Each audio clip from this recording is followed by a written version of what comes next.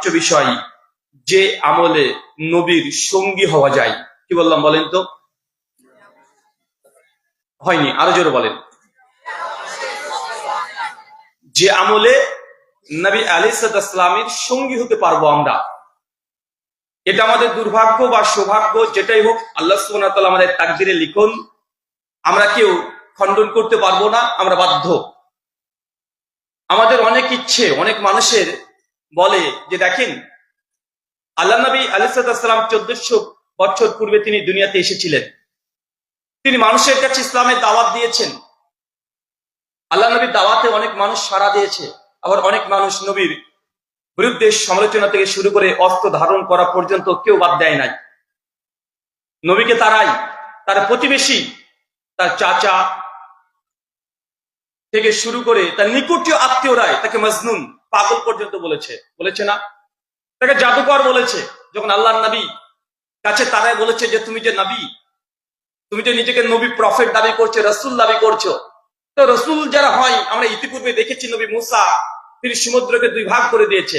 আমরাও চাই তুমি যদি সত্যি নবী হও তাহলে আকাশের চাঁদটাকে ভেঙে 2 টুকরা করে দাও তো। আল্লাহ নবী করে দেখিয়েছেন কি দেখেন নাই? দেখিয়েছে। আর যখনই দেখিয়েছে তখনই সেই সময় তার কাফের অবিশ্বাসী যারা আছে, মনে সংশয় সন্দেহ, নবীর দুশমন যারা, তারা সঙ্গে সঙ্গে অস্বীকার করে দিয়ে নবীকে বলে দিয়েছে যে এটা কোনো মুজিজা নয়, বরং এটা হচ্ছে তোমার জাদু, চোখের ভেলকিবাজি। আল্লাহ নবীর দাওয়াতে যে রাসূল, এটাকে অস্বীকার করেছেন। যখন আমরা কাফের মুশরিক আল্লাহ নবীর বিরুদ্ধে যে তীব্র সমালোচনা নিন্দা করেছে, নবীকে অস্বীকার করেছে, যখন এই কথাগুলো আমরা বাংলার মানুষের কাছে বলি, শুধু বাংলার মানুষ নয়, পুরো সৃষ্টি জগৎ যত মানুষের কাছে আছে আমরা এই কথাগুলো বলি, মুসলমান তখন বলে আরে ভাই দুর্ভাগা, আবু জাহেল কতই না দুর্ভাগা, উতবা সাইবা কতই দুর্ভাগা, যে আল্লাহ নবীকে পেয়েছে, নবী স্পষ্ট মুজিজা দেখিয়েছে, তারপরেও এই আবু জাহেল দুর্ভাগা, কপাল পোড়া, আল্লাহ নবী দাওয়াত গ্রহণ করেনি, ইসলাম গ্রহণ না করে মৃত্যুবরণ করেছে। আবু তালেব কত দুর্ভাগা, নবীর চাচা হওয়ার পরেও নবীর দাওয়াতকে গ্রহণ করে নাই। ভাই এই কথা আমরা বলি কি বলি না? এবং আপনার একটা খায়েশ, একটা ইচ্ছা, আপনার একটা আকাঙ্ক্ষা, যদি সত্যি আমরা নবীর যুগে থাকতাম, সত্যি যদি নবীর যুগে আল্লাহ সুবহানাহু ওয়া তাআলা আমাকে জন্ম দিতেন, তাহলে অবশ্যই আমি আল্লাহ নবীর জন্য জীবন পর্যন্ত দেওয়ার জন্য প্রস্তুত নিতাম। ভাই আমরা এরকম আশা করি কি করি না? অনেকের স্বপ্ন, সত্যি যদি নবীর জামানে থাকতাম তাহলে অবশ্যই আমরা ঈমান আনতাম, আল্লাহ নবীর পেছনে জামাতে ফজরের সালাত আদায় করতাম, আল্লাহ নবী জুমার খুতবা দিতেন, আমরা সেই খুতবা শ্রবণ করতাম। নবী যদি একবার জিহাদের জন্য ময়দানে ঝাঁপাতে বলতো, তাহলে কোনো কিছু ভাবনা চিন্তা না করে খালিদ বিন ওয়ালিদ, আমির হামজা, হানজালা রাদিয়াল্লাহু আনহু, বিখ্যাত সাহাবীদের মতো জীবনকে বাজি রেখে আল্লাহ নবীর সঙ্গে রাত দিন 24 ঘন্টা লেগে থাকতাম। ভাই এটা মনের আশা কি আশা নাই? চলেন আজকের আলোচনার মধ্যে দেখানো যাবে যে আসলে আপনি এই আশা, যে আশা নিয়ে বসে আছেন, যে উদ্দেশ্য, যে নিয়াত, এটা আপনার নিয়াতের মধ্যে কতটা স্বচ্ছতা আছে। শুধু কি মুখেরই দাবি? কেন আল্লাহ নবী তিনি জানিয়ে দিয়েছেন, যারা আমাকে দেখে আমার সহবতে আমার সামনে থেকে ঈমান এনেছে, তারা তো সাহাবী, আল্লাহ নবীকে দেখেছে, তারা তো যা নাকি পাবে তো পাবে। যারা নবীকে পরবর্তী সময় এসে না দেখে বিশ্বাস করবে, না দেখে নবীর আনুগত্য করবে, অনুসরণ করবে, ইসলাম গ্রহণ করবে, নবীর কথার উপরে ভিত্তি করে তাকে কোনোদিন চোখে দেখেননি কিন্তু বিশ্বাস করছেন, তাদের জন্য 2 ডবল নেকি আছে। কয় ডবল? কেন বলেন তো? কারণ যে ব্যক্তিকে আমরা আনুগত্য করছি, অনুসরণ করছি, দেখেন এই যে মুখে আমি দাঁড়িয়ে রেখেছি, কেন রেখেছি? আল্লাহ কোরআন মাজিদে বলেছে? চাচা কোরআনে আল্লাহ বলেছে না? কোরআনে আপনি তন্ন তন্ন করে খুঁজলেও কোরআনে 6236 খান আয়াত আছে, দাঁড়িয়ে রাখার কথা আদেশ বা নিষেধ কোনো কিছুই নাই। শুধু সূরা তহার মধ্যে এতটুকুই আছে যে হারুন আলাইহিস সালামের কথা আছে যে দাড়ি ধরে টানতে নিষেধ করেছে, এতটুকু। কিন্তু কোরআন মাজিদে কোথাও বলা হয় নাই দাড়ি রাখার কথা। এই যে আমরা বড় বড় জুব্বা পরছি, ঢেলা ঢালা পোশাক পরছি, কোরআন মাজিদে এই ড্রেস কোড আমাদেরকে শেখায় নাই। আমরা প্রত্যেকদিন 5 ওয়াক্ত নামাজ পড়ছি, জোহরের 4 রাকাত, মাগরিবের 3 রাকাত, আসরের 4 রাকাত, ফজরের 2 রাকাত। এই নামাজের রাকাত সংখ্যাও কোরআনে নেই। কোথা থেকে এসেছে? আল্লাহ নবীর হাদিস থেকে, নবীর আদর্শ থেকে। কথা কি বুঝতে পারছেন? বোঝা যাচ্ছে না?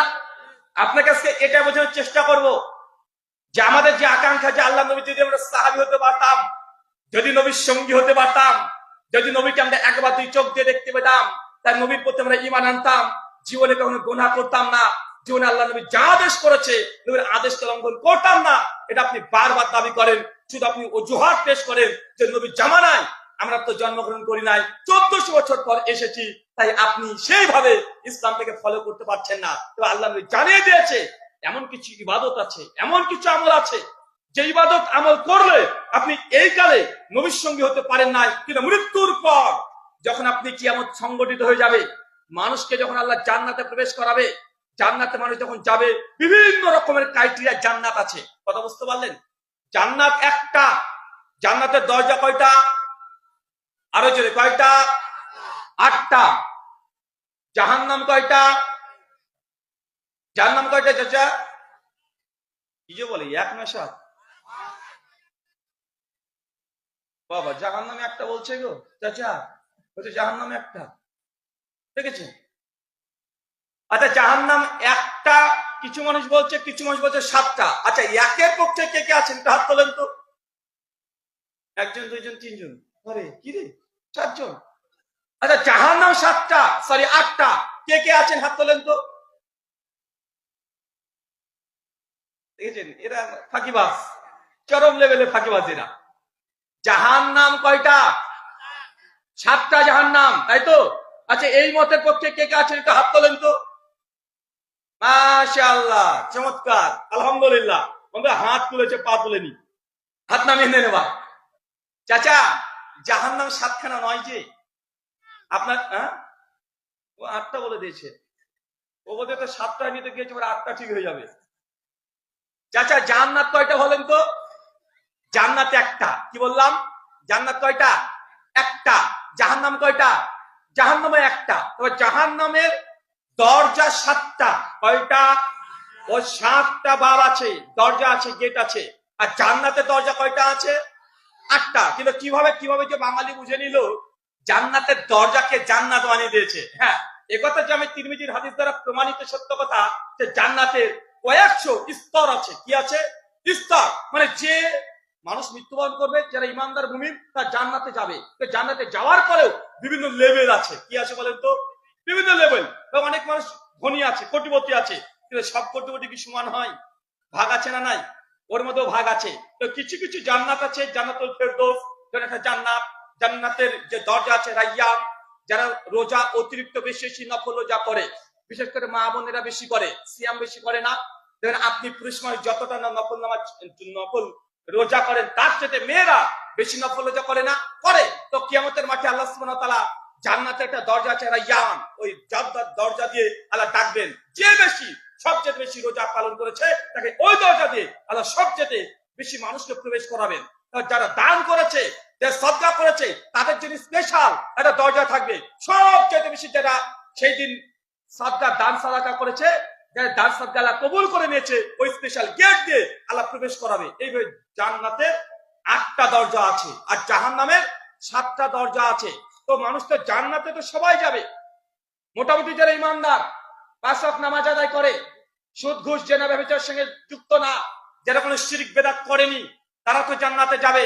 আমিও জান্নাতে ইনশাআল্লাহ আমি আশাবাদী, আমাকে আল্লাহ সুবহানাহু ওয়া তাআলা জান্নাতের জন্য কবুল করে নিক, আমিন। আল্লাহ আপনাদেরকেও কবুল করে নিক, আমিন। তা আমিও জান্নাতি যদি হয়ে যায়, আবু বকর রাদিয়াল্লাহু আনহু তিনিও জান্নাতে যাবেন নিঃসন্দেহে। আশারে মুবাশশারা 10 জন সাহাবী, একবার থেকে নবী বলেছিলেন 10 জন সাহাবী জান্নাতে যাবে। বদরে 313 জন সাহাবী নবী বলেছেন জান্নাতে যাবে। অনেকে মনে করে জান্নাতি সাহাবী বলতে মাত্র 10 জন, এই কথাও সঠিক নয়। আশারে মুবাশশারায় এক মজলিসে নবী 10 জনকে জান্নাতে যাবে তিনি জানিয়েছেন। তার অর্থ এই নয় যে সমস্ত সাহাবীর মধ্যে মাত্র 10 জনই জান্নাতি, বরং আশারে মুবাশশারা 10 জন যারা আছে ওরা তো জান্নাতে যাবে এক বৈঠকে নবী বলেছেন এই জন্য। কিন্তু বদরে 313 জন সাহাবী জান্নাত না জাহান্নাম যাবে? কোথায়? ওরা তো জান্নাতে যাবে।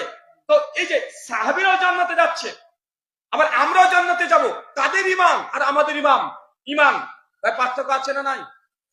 অবশ্যই তাদের ইমানের যে ভোল্টেজ অনেক উঁচু মানের। তো তারাও যে জান্নাত যদি পায়, আমি যদি যে জান্নাত পাই, একটা বেনসাফ হয়ে গেল না? আল্লাহ হলো কি হলো না? হলো।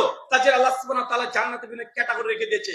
যদি সেই জান্নাতে আপনি যান, যে জান্নাতে গিয়ে দেখছেন যে আল্লাহর নবী যে জান্নাতে যে বাড়ি আছে, ঘর আছে, পাশের ঘর আপনি পেয়েছেন, বলেন তো কেমন মজা লাগবে? বুঝতে পারলেন না মনে হয়? মানে আপনি এখন ফিল করতে পারেননি, এখন আপনি অনুধাবন করতে পারেননি। জান্নাতে আল্লাহর নবী তিনিও থাকবেন, থাকবেন কি থাকবেন না? জান্নাতের সর্বোচ্চ জায়গাতে।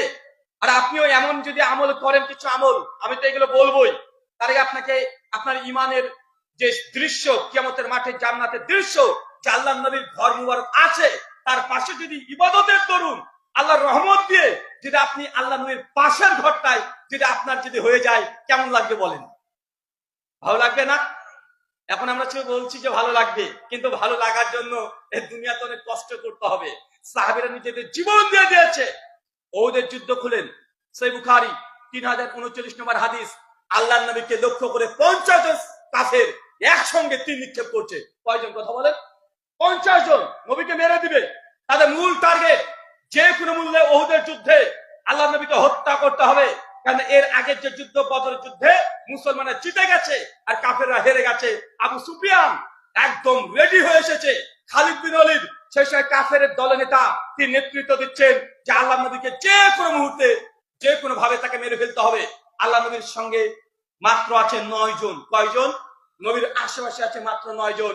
মাঝখানে আল্লাহ নবী দাঁড়িয়ে আছে, আর কাফেররা 50 জন দলবদ্ধ ভাবে এসে একদম তীর নিক্ষেপ করতে শুরু করেছে। আল্লাহ নবী বলছেন, আজকে এই কাফেরদের বিরুদ্ধে যারা লড়াই করে মৃত্যুবরণ করবে, জেনে রাখো তাদের জন্য আজকে জান্নাতে আমার পাশে যে ঘর আছে সেই ঘর তারা পাবে।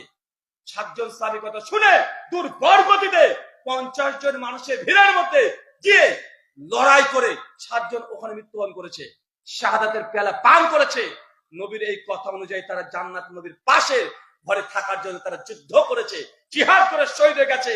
তার মানে আল্লাহ নবীর ভাষা অনুযায়ী তারা আল্লাহ নবীর প্রতিবেশী হবে। কে হবে? কথা বলেন। আপনি দুনিয়াতে দেখেন না, আপনার পাশে যদি কোনো মানে মিনিস্টারের বাড়ি থাকে আর প্রতিবেশী যদি হন, আপনার কত অহংকার না, কত ভালো লাগে না? চাঁপাইনবাবগঞ্জের মানুষ তো মানে অনেক বেশি আনন্দিত হয়। কেন জানেন? কারণ এখানে শেখ আব্দুর রাজ্জাক বিন ইউসুফ হাফিজাহুল্লাহ চাঁপাইনবাবগঞ্জের মানুষ। এই জন্য আপনারা গর্ববোধ করেন কি করেন না?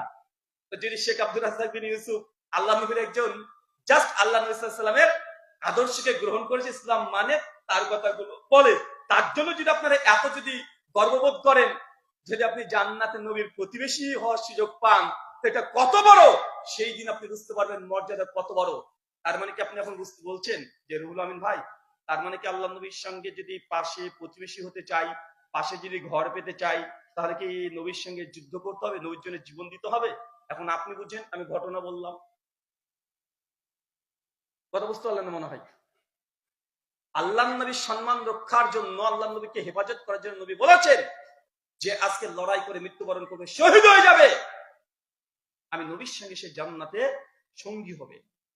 তার মানে আজকেও আল্লাহ নবীর বিরুদ্ধে গোটা বিশ্ব থেকে শুরু করে বাংলাদেশ পর্যন্ত বাদ নেই, নবীকে কটূক্তি করা হয়। করা হয় কি হয় না? কথা বলে। হয় কি হয় না? অনাতি বিলম্বে বাংলাদেশে রাষ্ট্রীয়ভাবে ইসলামিক ঘোষণা করতে হবে। যারা নবীর বিরুদ্ধে একটা টুক শব্দ করবে, একদম ইসলামী আদালত যেমন রায় দেয়, সিদ্ধান্ত দেয়, বাংলাদেশে পার্লামেন্ট আইন পাস করতে হবে, যে ব্যক্তির এই দুনিয়াতে বেঁচে থাকার জন্য কোনো অধিকার না থাকে। এটা যদি আপনারা যদি রাষ্ট্রীয়ভাবে যদি আইন যদি আপনি নিয়ে আসতে পারেন, জেনে রাখবেন আপনি এই আল্লাহ নবীর ইজ্জত রক্ষার জন্য, আল্লাহ নবীকে ভালোবাসেন, তার বহিঃপ্রকাশ, এটার জন্য কিয়ামতের মাঠে আপনি একটা আজর তথা ফজিলতের দরুন বরকত পাবেনই পাবেন, নিশ্চিত পাবেন। এই আন্দোলন গড়ে তুলতে হবে কি হবে না? আর এটার সুযোগ হচ্ছে এখনই। সুযোগ কখন? এখন সুযোগ। এই সুযোগ আর বারবার আসবে না। কেন? মাত্র কয় মাস হয়েছে? আগস্ট মাসের 6 মাস হয়েছে, তবে 6 মাসই হয়নি। এত তাড়াতাড়ি ভুলে গেছেন নাকি? এখন যে সিচুয়েশন চলছে, এরকম সুযোগ খুব কম পৃথিবীর মানুষরাই পেয়েছে। আপনারা এখন যে সিচুয়েশনে আছেন, আমার একটা বক্তব্য আছে, ইউটিউব থেকে টেনে নিয়ে গিয়ে শুনে নেবেন। সমকালীন বাংলাদেশ আপনাদের করণীয় ডিটেল আলোচনা করেছি। ওইখানে আপনাদের কি কি করণীয় উচিত আর কি কি উচিত নাই। চলেন আজকের আলোচ্য বিষয়, যে আমলে নবীর সঙ্গী হবেন। চাচা বলেন তো, আমরা কখনো আল্লাহ নবীকে এই দুই চোখ দিয়ে কখনো দেখেছি? তার কণ্ঠস্বর কখনো আমরা নিজের কানে শুনেছি? তার সহবতে, তার মজলিসে কখনো বসেছি? তার পেছনে কখনো নামাজ পড়েছি? তার সঙ্গে যুদ্ধের ময়দানে কোনো শরীক হয়েছি? রাত দিন তার সঙ্গে কোনোদিন মানে আমাদের নাচ চোখে দেখা আছে? না তার কানে কথা শোনা আছে, না তার সঙ্গে বসা আছে, কোনো তার সঙ্গে আমাদের সম্পর্ক নেই। যার সঙ্গে আমাদের বয়সের দূরত্ব প্রায় ১,৫০০ বছর, যার সঙ্গে আমাদের বয়সের ডিফারেন্স ১,৫০০ বছর, আজ একজন ব্যক্তি এসে চলে গেছে, তার সম্পর্কে কিছুই জানা নাই। এমনকি অনেক মানুষ বাংলাদেশে এখনো আছে, আল্লাহ নবীর জন্মভূমি মক্কা মদিনা এখন ওদের চোখে দেখেও নাই, এমন মানুষ আছে না নাই? তারপরেও এই নবীর প্রতি আমাদের কত ভালোবাসা, না দেখে যে ভালোবাসা যায়। আপনি আপনার স্ত্রীকে কেন ভালোবাসেন? হয় তার কোনো একটা গুণ ভালো লেগেছে, হয় বাহ্যিক দৃষ্টি দিয়ে দেখতে ভালো লেগেছে, বা তার কোনো আচরণ ব্যবহার ভালো আছে, অতটা টাকা পয়সা বেশি আছে, যে কোনো একটা দিক দেখে আপনি আপনার স্ত্রীকে বা কোনো মানুষকে তুমি ভালোবাসেন। তবে আল্লাহ নবীকে আপনি চোখে দেখেছেন? কথা বলেন। আল্লাহ নবী আপনাকে টাকা পয়সা দিয়েছে, আপনাকে সম্পত্তি দিয়েছে, তার কণ্ঠস্বর শুনেছেন? আপনি কোন দিক থেকে আল্লাহ নবীকে মেলাতে পারবেন না। আমাদের ভালোবাসা কত উঁচু মানের, যে না দেখেও একজন মানুষকে আমরা ভালোবেসেছি, তার কণ্ঠ না শুনেও তাকে আমরা প্রাণের চাইতেও বেশি ভালোবাসি। ভালোবাসি না? ভালোবাসি। কেউ যদি আল্লাহ নবীর বিরুদ্ধে একটু কটূক্তি করে, আমাদের ব্রেন আর ধরে নিতে পারে না, মানে মনটা কেমন যেন রাগে রক্ত টকবক করে ফুটতে শুরু করে। যদি রক্ত ফোটে, জেনে রাখবেন আপনার ভিতরে এখন ঈমান আছে। কি আছে? কথা বলেন। এখন ঈমান আছে। চলেন, আলোচনা খুব দীর্ঘ করব না, আলোচনার অংশটা খুব গুরুত্বপূর্ণ। কেন আমরা নবীর সহবত পাই নাই, জান্নাতে গিয়ে যেন নবীর সহবত পাই, আল্লাহ সেই তৌফিক আমাদের প্রত্যেকে তুমি দান করে, সকলে বলি আমিন। প্রথম আল্লাহ নবীর সহবত পাওয়ার জন্য কারণ আল্লাহ নবীর আনুগত্য। কি কথা বলেন? এই কথা আল্লাহ কোরআনে বলছেন, সূরা নিসা সূরা নম্বর ৪ আয়াত নাম্বার ৬৯। আল্লাহ বলছেন, মাইয়ুতিল্লাহ ওয়া রাসূলা, যে ব্যক্তি আমার আনুগত্য করবে। কার আনুগত্য? আল্লাহর আনুগত্য এবং আমার রাসূলের আনুগত্য করবে। তারা কাদের সঙ্গে থাকবে? নবীন। তারা জান্নাতের সঙ্গে হবে, নবীদের সঙ্গে।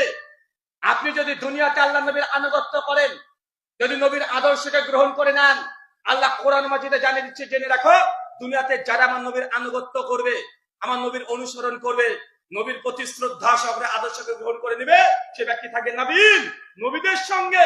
সিদ্দিকিন, সত্যবাদী যারা, তারা মানে আবু বকর রাদিয়াল্লাহু আনহুর মতো ব্যক্তির সঙ্গে কিয়ামতের মাঠে জান্নাতে গিয়ে থাকবে।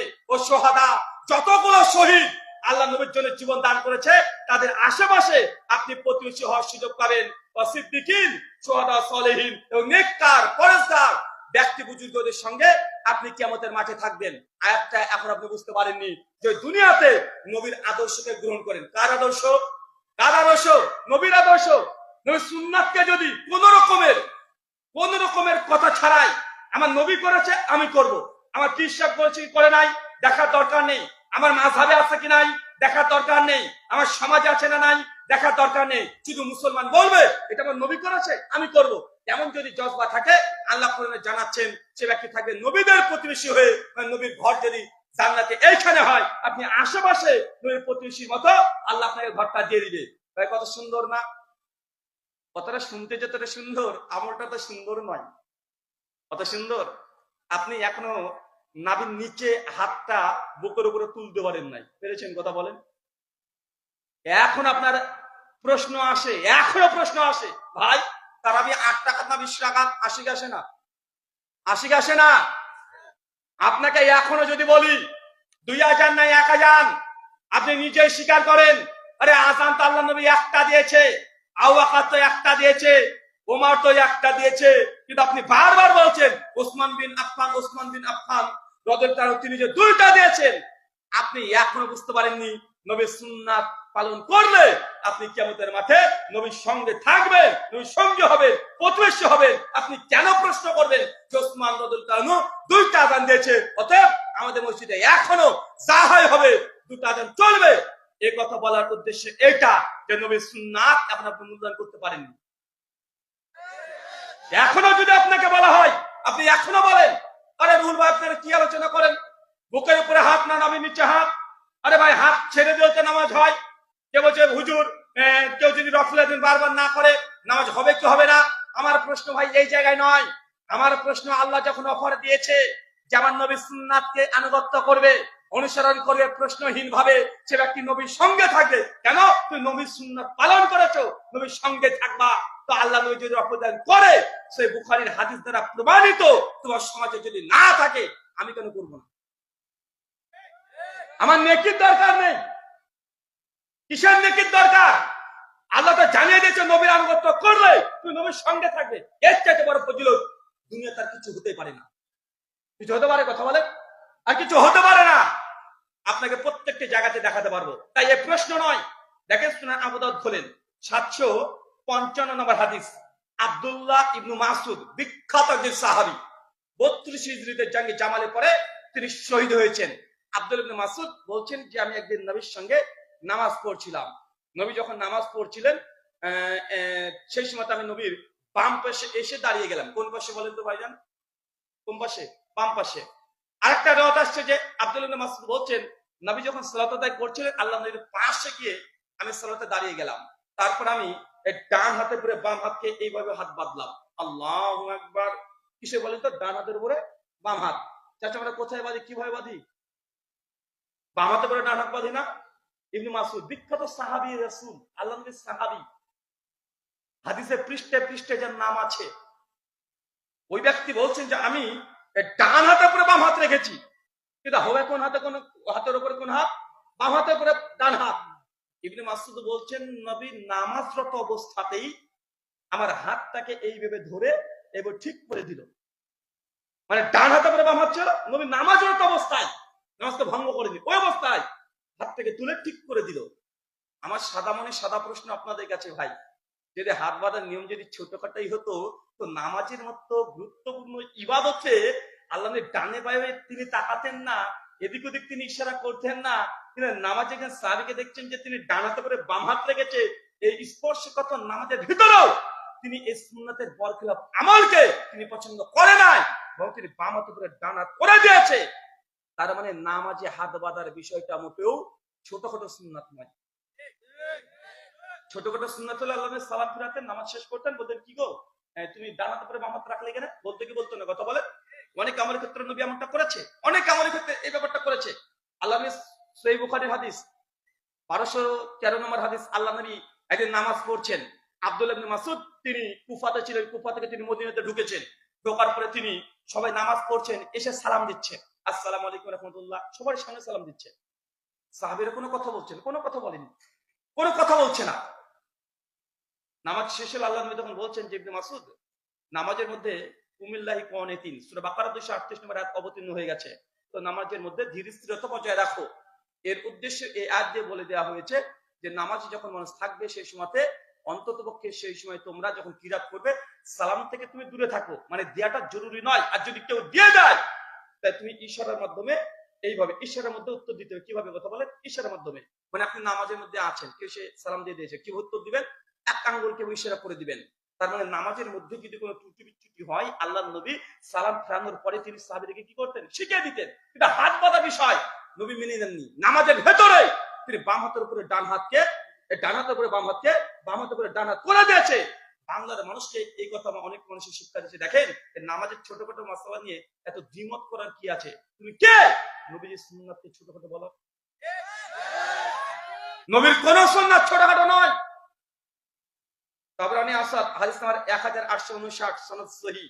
আল্লাহ নবী বলেন অচিরেই তোমাদের সামনে এমন এক সময় আসবে যে সময় আমার কেউ যদি একটা সুন্নাতকে, মৃত সুন্নাতকে যদি জীবন্ত করে, মানে যে সুন্নাত পালন করার জন্য সমাজে তাকে বয়কট করা হয়, ওই সময় যদি কোনো মুসলমান আমার একটা সুন্নাতকে আঁকড়ে ধরে, আল্লাহ নবী বলছেন কিয়ামতের মাঠে থেকে 50 জন শহীদের মর্যাদা দেওয়া হবে।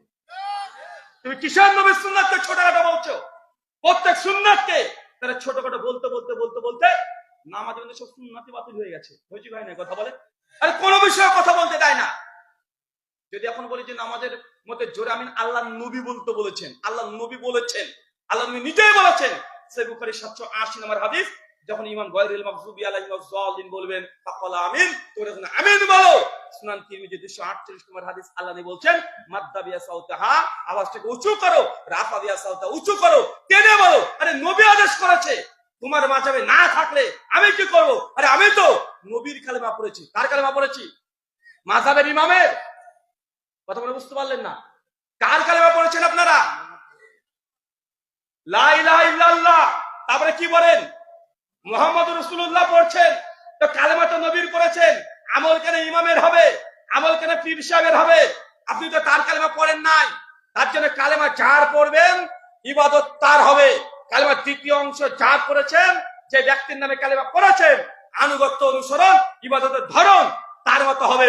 কোন ব্যক্তি কি করলো, কে কি বললো, সমাজে কি চলছে, এটা গুরুত্বপূর্ণ নয়। তাহলে পাবেন কি? আল্লাহ বলছেন নবীন, সিদ্দিকিন, শুহাদা, সালেহিন। তারপরে জান্নাতে যখন যাবে, যেমন তেমন জান্নাত নয় তোমার জন্য, এমন জান্নাত তোমার জন্য অপেক্ষা করছে যে তুমি নবীর প্রতিবেশী হিসাবে তুমি উঠবে। আল্লাহ নবীর বাড়ি যদি এইটা হয়, আপনার বাড়ি হবে ওইটা। সকাল বিকাল আল্লাহ নবীর সঙ্গে আপনার সাক্ষাৎ হবে। আপনি এখন জান্নাত থেকে মূল্যায়ন করতে পারেন নাই। নবীর প্রতি ভালোবাসা কি, এটা মূল্যায়ন করতে পারেন নাই। যে সাহাবীরা নবীকে দেখার জন্য ছটফট করতো। বলেন সে মুসলিম 803 নম্বর হাদিস, হানজালা রাদিয়াল্লাহু তাআলা আনহা, নাম শুনেছেন? তিনি উহুদের যুদ্ধে শহীদ হয়ে গেছিল। একদম সদ্য বিয়ে করেছে, রাত্রিতে বিয়ে করেছে। বিয়ে করে আল্লাহ বলছে, হানজালা কালকে উহুদে যেতে হবে। এই খবর আগে থেকে জানতো। সাহাবেরা গভীর রাত্রিতে উহুদে যাওয়ার জন্য প্রস্তুতি নিয়েছে। সাহাবেরা বাইরে থেকে ডাকছে, হানজালা আল্লাহ নবী উহুদে যেতে বলেছে, সবাই বেরিয়ে গেছে। হানজালা স্ত্রীর সঙ্গে সবাস করছে। যখন শুনেছে নবী ডেকেছে, তোর বরগতিতে ওই অবস্থা স্ত্রীকে ফেরাতে তরবারিটা হাতে নিয়ে গোসল না করেই যুদ্ধের মধ্যে দৌড়ে চলে গেছে। লড়াই করেছে 107 জনের সঙ্গে, শেষে নিজে শহীদ হয়ে গেছে। চিন্তা করতে পারছেন? এরকম ইমানদার সাহাবী সেই মুসলিমে আসছে হাদিস নাম্বার 3001। হানজালা দিন রাস্তাতে দৌড় মারছে, চিৎকার মারছে, দৌড়ছে। আবু বকর হানজালা কি কোথায় যাচ্ছে, চিৎকার মারছে কেন? হানজালা মতো সাহাবী বলছে, আবু বকর আমি মুনাফিক হয়ে গেছি। কি হয়ে গেছে বলেন? মুনাফিক হয়ে গেছি। আবু বকর অবাক, হানজালা তুমি মুনাফিক হয়ে গেছো, তুমি বলো কি? উনি বলছেন যে হানজালা, আল্লাহ আবু বকরকে বলছে, কিভাবে তুমি মুনাফিক হলে? হানজালা ব্যাখ্যা করে বলছেন, যখন নবীর সঙ্গে থাকি না, তাহলে ইমানটা আমার অনেক উঁচু হয়ে যায়। নবীর সঙ্গে যখন বসি, নবীর পিছনে যখন নামাজ পড়ি, নবী যখন বক্তব্য দেয়, নবী যখন খুতবা দেয়, ওয়াজ নসিহত করে, কোরআন হাদিসের কথা বলে, আমার হানজালা ইমান অনেক উঁচু হয়ে যায়। মনে হয় নবীর সঙ্গে থেকে যায়। মসজিদ থেকে বের হতে আর পছন্দ হয় না, মন চায় না, দুনিয়াদারিতা করতে মন চায় না। কিন্তু আমি যখন নবীর সঙ্গ ত্যাগ করে আবার এই দুনিয়াবী জীবনে চলে আসি, ব্যবসা বাণিজ্য করতে শুরু করে দিই, তখন আমার আস্তে আস্তে ইমানটা কমে যায়। নবীর সঙ্গে যখনই থাকি ইমানটা বৃদ্ধি পেতে থাকে। হানজালা এই কথা বলছে। আবু বকর সঙ্গে বলছে, হানজালা আরে তুমি যে রোগে আক্রান্ত, আবু বকর ওই রোগে আক্রান্ত, চল আমি তোমার সঙ্গে আমিও যাবো। তখন আবু বকর আর হানজালা দুইজন ছুটছে আল্লাহ নবীর দরবারে। দুইজন ছুটছে। দেখছেন এত বড় একজন সাহাবী, যাকে শহীদ হয়েছিল ফেরেশতারা গোসল দিয়েছে। গোসল দিয়েছে না? যে শহীদ হয়ে গেছে। উম্মতের মধ্যে শ্রেষ্ঠ মৃত্যু হচ্ছে শাহাদাতের মৃত্যু। কিসের মৃত্যু? শাহাদাতের মৃত্যু। শাহাদাত মানে মৃত্যুবরণ করেছে, জান্নাতে কোন ঘরটা পাবে দেখে নিয়েছে। চিন্তা করতে পারছেন? যদি শহীদ হয়ে যায়, তার কাফন লাগে? কথা বলেন। তার জানাজাও লাগে না। চিন্তা করতে পারছেন কত? জানাজা কিসের? জানাজা কার হবে? যে শহীদ, এত মর্যাদা, জানাজাটাও লাগে না। করতে চাইলে করতে পারে, কিন্তু বাধ্য নয়। কথা বুঝতে পারলেন না? বাধ্য না। উহুদের অনেক মুসল্লির জানাজা আল্লাহ নবী করাননি। মানে তারা এত মর্যাদা উন্নত হয়ে গেছে, মানে মৃত্যুর সঙ্গে সঙ্গে জান্নাত দেখে নিয়েছে। আর জানাজার কি দরকার? জানাজাতে দোয়া আছে। কি আছে? দোয়া আছে। জান্নাত যাবে এই জন্য দোয়া আছে। তো কোনো সব শেষ হয়ে গেছে, ওর জানাজা কিসের দরকার? এই জন্য আল্লাহ নবী কিছু মানুষের জানাজা করেন নাই।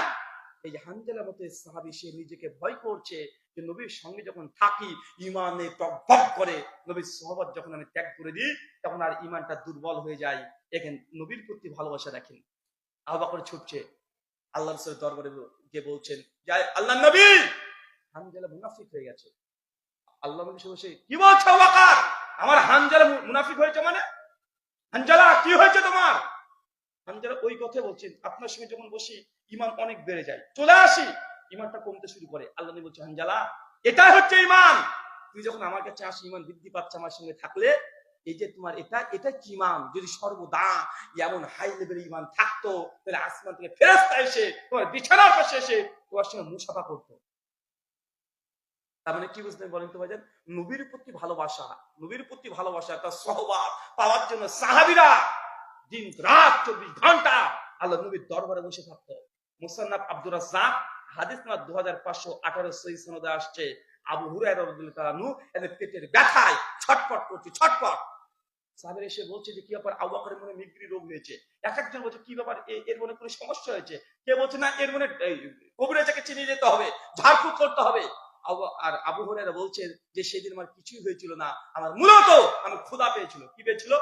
মানে এত খিদা পেয়েছে, 3 দিন 4 দিন না খেতে গেছে। কেন? কোনো কারণ নেই, শুধু আল্লাহ নবীর হাদিস শুনতে জন্য মসজিদে পড়ে থাকতো। যে আল্লাহ নবী কখন হাদিসটা বলবো উনি মুখস্থ করবেন। চিন্তা করতে পারছেন আজকের এই মাদ্রাসা দারুল হিকমা আসসালাফিয়া মাদ্রাসা যুবক তরুণ ছাত্র বাচ্চা শিশু যারা আছে, শুনে রাখো, আবু হুরায়রা রাদিয়াল্লাহু তাআলা আনহুর মতো সাহাবী মসজিদে না খেয়ে শুধু আল্লাহ নবীর একটা হাদিস কখন বলবে মুখ থেকে আর তিনি মুখস্থ করবেন, এই জন্য মসজিদে পড়ে থাকতেন, মসজিদ থেকে বের হতেন না। মাত্র 3 বছর। কয় বছর? আবু হুরায়রা কত হিজরিতে ইসলাম গ্রহণ করেছে? 7 হিজরিতে। কত হিজরি? 7 হিজরিতে ইসলাম গ্রহণ করেছে। তাকরিবুত তাহজিব রাবি নাম্বার 2118 ইমাম হাজার বলছে 7 হিজরিতে আবু হুরায়রা ইসলামকে গ্রহণ করেছে। ইসলাম কমপ্লিট মুকাম্মাল কত হিজরিতে হয়েছে? 10 হিজরিতে। মাঝখানে ক বছর? তাহলে 3 বছর। মাত্র 3 বছর নবীর হাদিস শিখেছে, কোরআন শিখেছে। তারপরে আজকে সবচেয়ে হাদিসের জগতে বিখ্যাত সাহাবী, তার নাম কি? কথা বলেন। আবু হুরায়রা। তো মাদ্রাসার ছাত্ররা কি পারবে না মনে করছেন? ইনশাআল্লাহ পারবে, অবশ্যই পারবে, কিন্তু কষ্ট করতে হবে। আবু হুরায়রা না খেয়েছিল। কি করেছিল? কথা বলেন। না খেয়ে বাপ মা যদি ছুটে চলে আসে যে আমার ছেলেকে কেন মাদ্রাসায় ভালো খেতে দেওয়া হয়নি, আমার ছেলে একটু অসুস্থ হয়েছে কেন ওকে ফোন করে জানানো হয়নি, এটা বাপ মার এই উদারত, বাপ মার এই দয়া, বাপ মার যে এই ভালোবাসার বহিঃপ্রকাশ দেখাচ্ছে। এরকম যদি বহিঃপ্রকাশ বেশি দেখায় এই ছাত্র, জিন্দেগিতে বড় বাপের আলেম তো দূরের কথা, বড় কোনো মানুষ হওয়া এর দ্বারা সম্ভব নয়। বাপ মাকে কঠোর হতে হবে। কি হতে হবে বলেন? কি হতে হবে? কঠোর হতে হবে। আরে আগেকার যেমন মানে বাবা মা কি বলতো, দেখেন ছেলে দিয়ে গেলাম আপনাকে হুজুর, ছেলে আপনাকে দিয়ে গেলাম।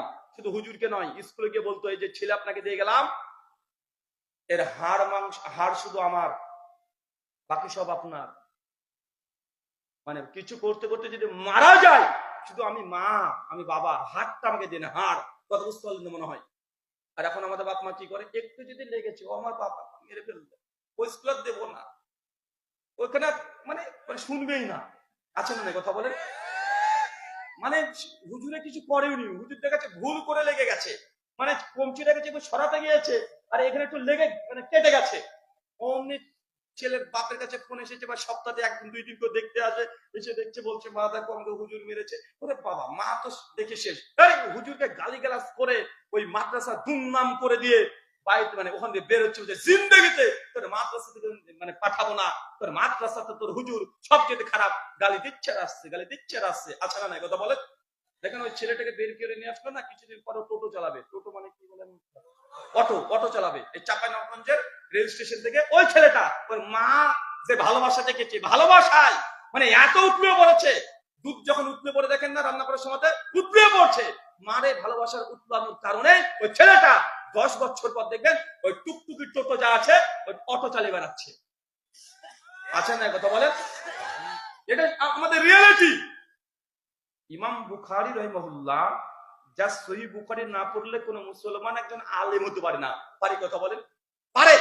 আমি জানি বুখারী অনেকে পড়াই, বুখারীর দার্স দেয়, খাতমে বুখারী অনুষ্ঠান করে, কিন্তু বুখারীর হাদিসকে অনেকেই মানে না, কিন্তু হাঁটাজারি। আছে না নাই?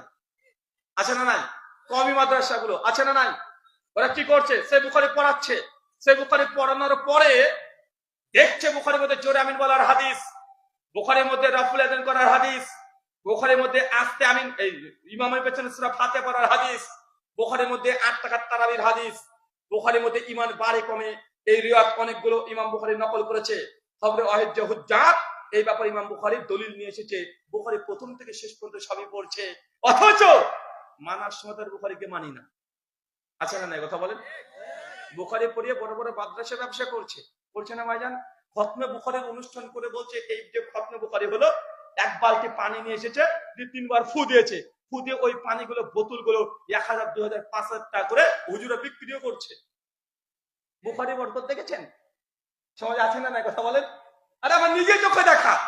মানে খাতমে বুখারী মানে কি বলেন তো, যে দাওরা আরেক হয়ে গেল, এবং সহিহ বুখারীকে শেষ করেছে। খাতমে কোরআন যেমন আছে, কোরআন মাজিদ মানে শেষ করে বাপের নামে বলছে যে তোমার বাপ তো মারা গেছে, হ্যাঁ তো 3000 টাকা দাও, এই যে আমি একটা কোরআন পড়ে রেখে দিয়েছি, রেডি আছে মাল, 3000 টাকা দাও, তোর বাপের অ্যাকাউন্টে ঢুকিয়ে দিচ্ছি, একদম ওয়াইফাই তারবিহীন। ওই সমাজে আছে না নাই কথা বলে? আচ্ছা, তো রিসেন্ট নতুন এখন ডিজিটাল বিধাত, বিধাত হচ্ছে খাতমে বুখারী, মানে সহিহ বুখারীকে শেষ যেদিন করছে, শেষ হাদিস যেদিন পড়ছে, একদম লাইন দিয়ে হুজুরা দাঁড়িয়ে আছে একসঙ্গে 10 জন 20 জন 50 জন, যাদের বুখারী শেষ হয়েছে পড়া শেষ হাদিস পড়ে বালতির সামনে রেখে দিয়েছে, আর এমন দিয়েছে ফু, ফু দেওয়ার পরে ওই বালতির মধ্যে ওই কাপ বা গিলাস বা ছোট ছোট বোতল, বোতল বুঝেন তো? হোমিওপ্যাথির ওষুধের বোতল করে দেখেন না, ছোট ছোট বোতল, মানে ওই ছোট ছোট সাইজের বোতলে করে পানি তুলছে আর সিপি মারছে আর লিখে দিচ্ছে এটা 700 টাকা। বুখারীর খতমে বুখারী পরে ফু দিয়ে হুজুর ব্যবসা করে। এটা বুখারীর যে হাদিস আছে, হাদিস মানতে নারাজ আছে না নাই সমাজে? আছে না ভাইজান? আমি আপনাকে বুখারীর প্রথম হাদিস থেকে শেষ হাদিস পর্যন্ত দেখাতে পারবো। একটা হাদিসকেও ইমাম বুখারী যেই জন্য রচনা করেছে ওই জন্য মানা হয় না।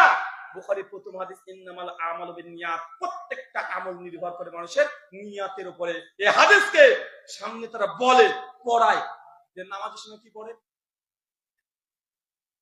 নামাজের সময় কি পড়ে, নায়াত তো পড়ে না রে ভাই, হ্যাঁ পড়ে তো। আল্লাহ নবী বললেন প্রত্যেকটা আমল নির্ভর হয় নিয়াতের উপরে। এই নিয়াত দ্বারা মুখ দ্বারা পড়তে হবে এই নিয়াত নয়।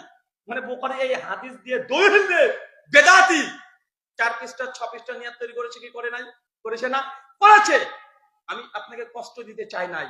জান্নাত নবীর সঙ্গী হবে নবীর আনুগত্য অনুসরণ করলে। কোন ব্যক্তি, কোন পীর সাহেব, ইমাম সাহেব, হুজুর সাহেবের কোন আমল দ্বারা, কথা দ্বারা, আদর্শ গ্রহণ করলে জান্নাত আপনি নবীর সঙ্গে থাকবেন না। দুনিয়াতে যার আনুগত্য করবেন কিয়ামতের মাঠে বিচারের দিনে তার সঙ্গে থাকবেন। আপনি যদি এখন বিরাট কোহলিকে চেনেন তো? চাচা আপনি চিনবেন না, ওই যে যুবকরা চিনবে, ওই যে পুরো আছে এখন এইরকম করে চুল কাটে, আছে না ভাইজান?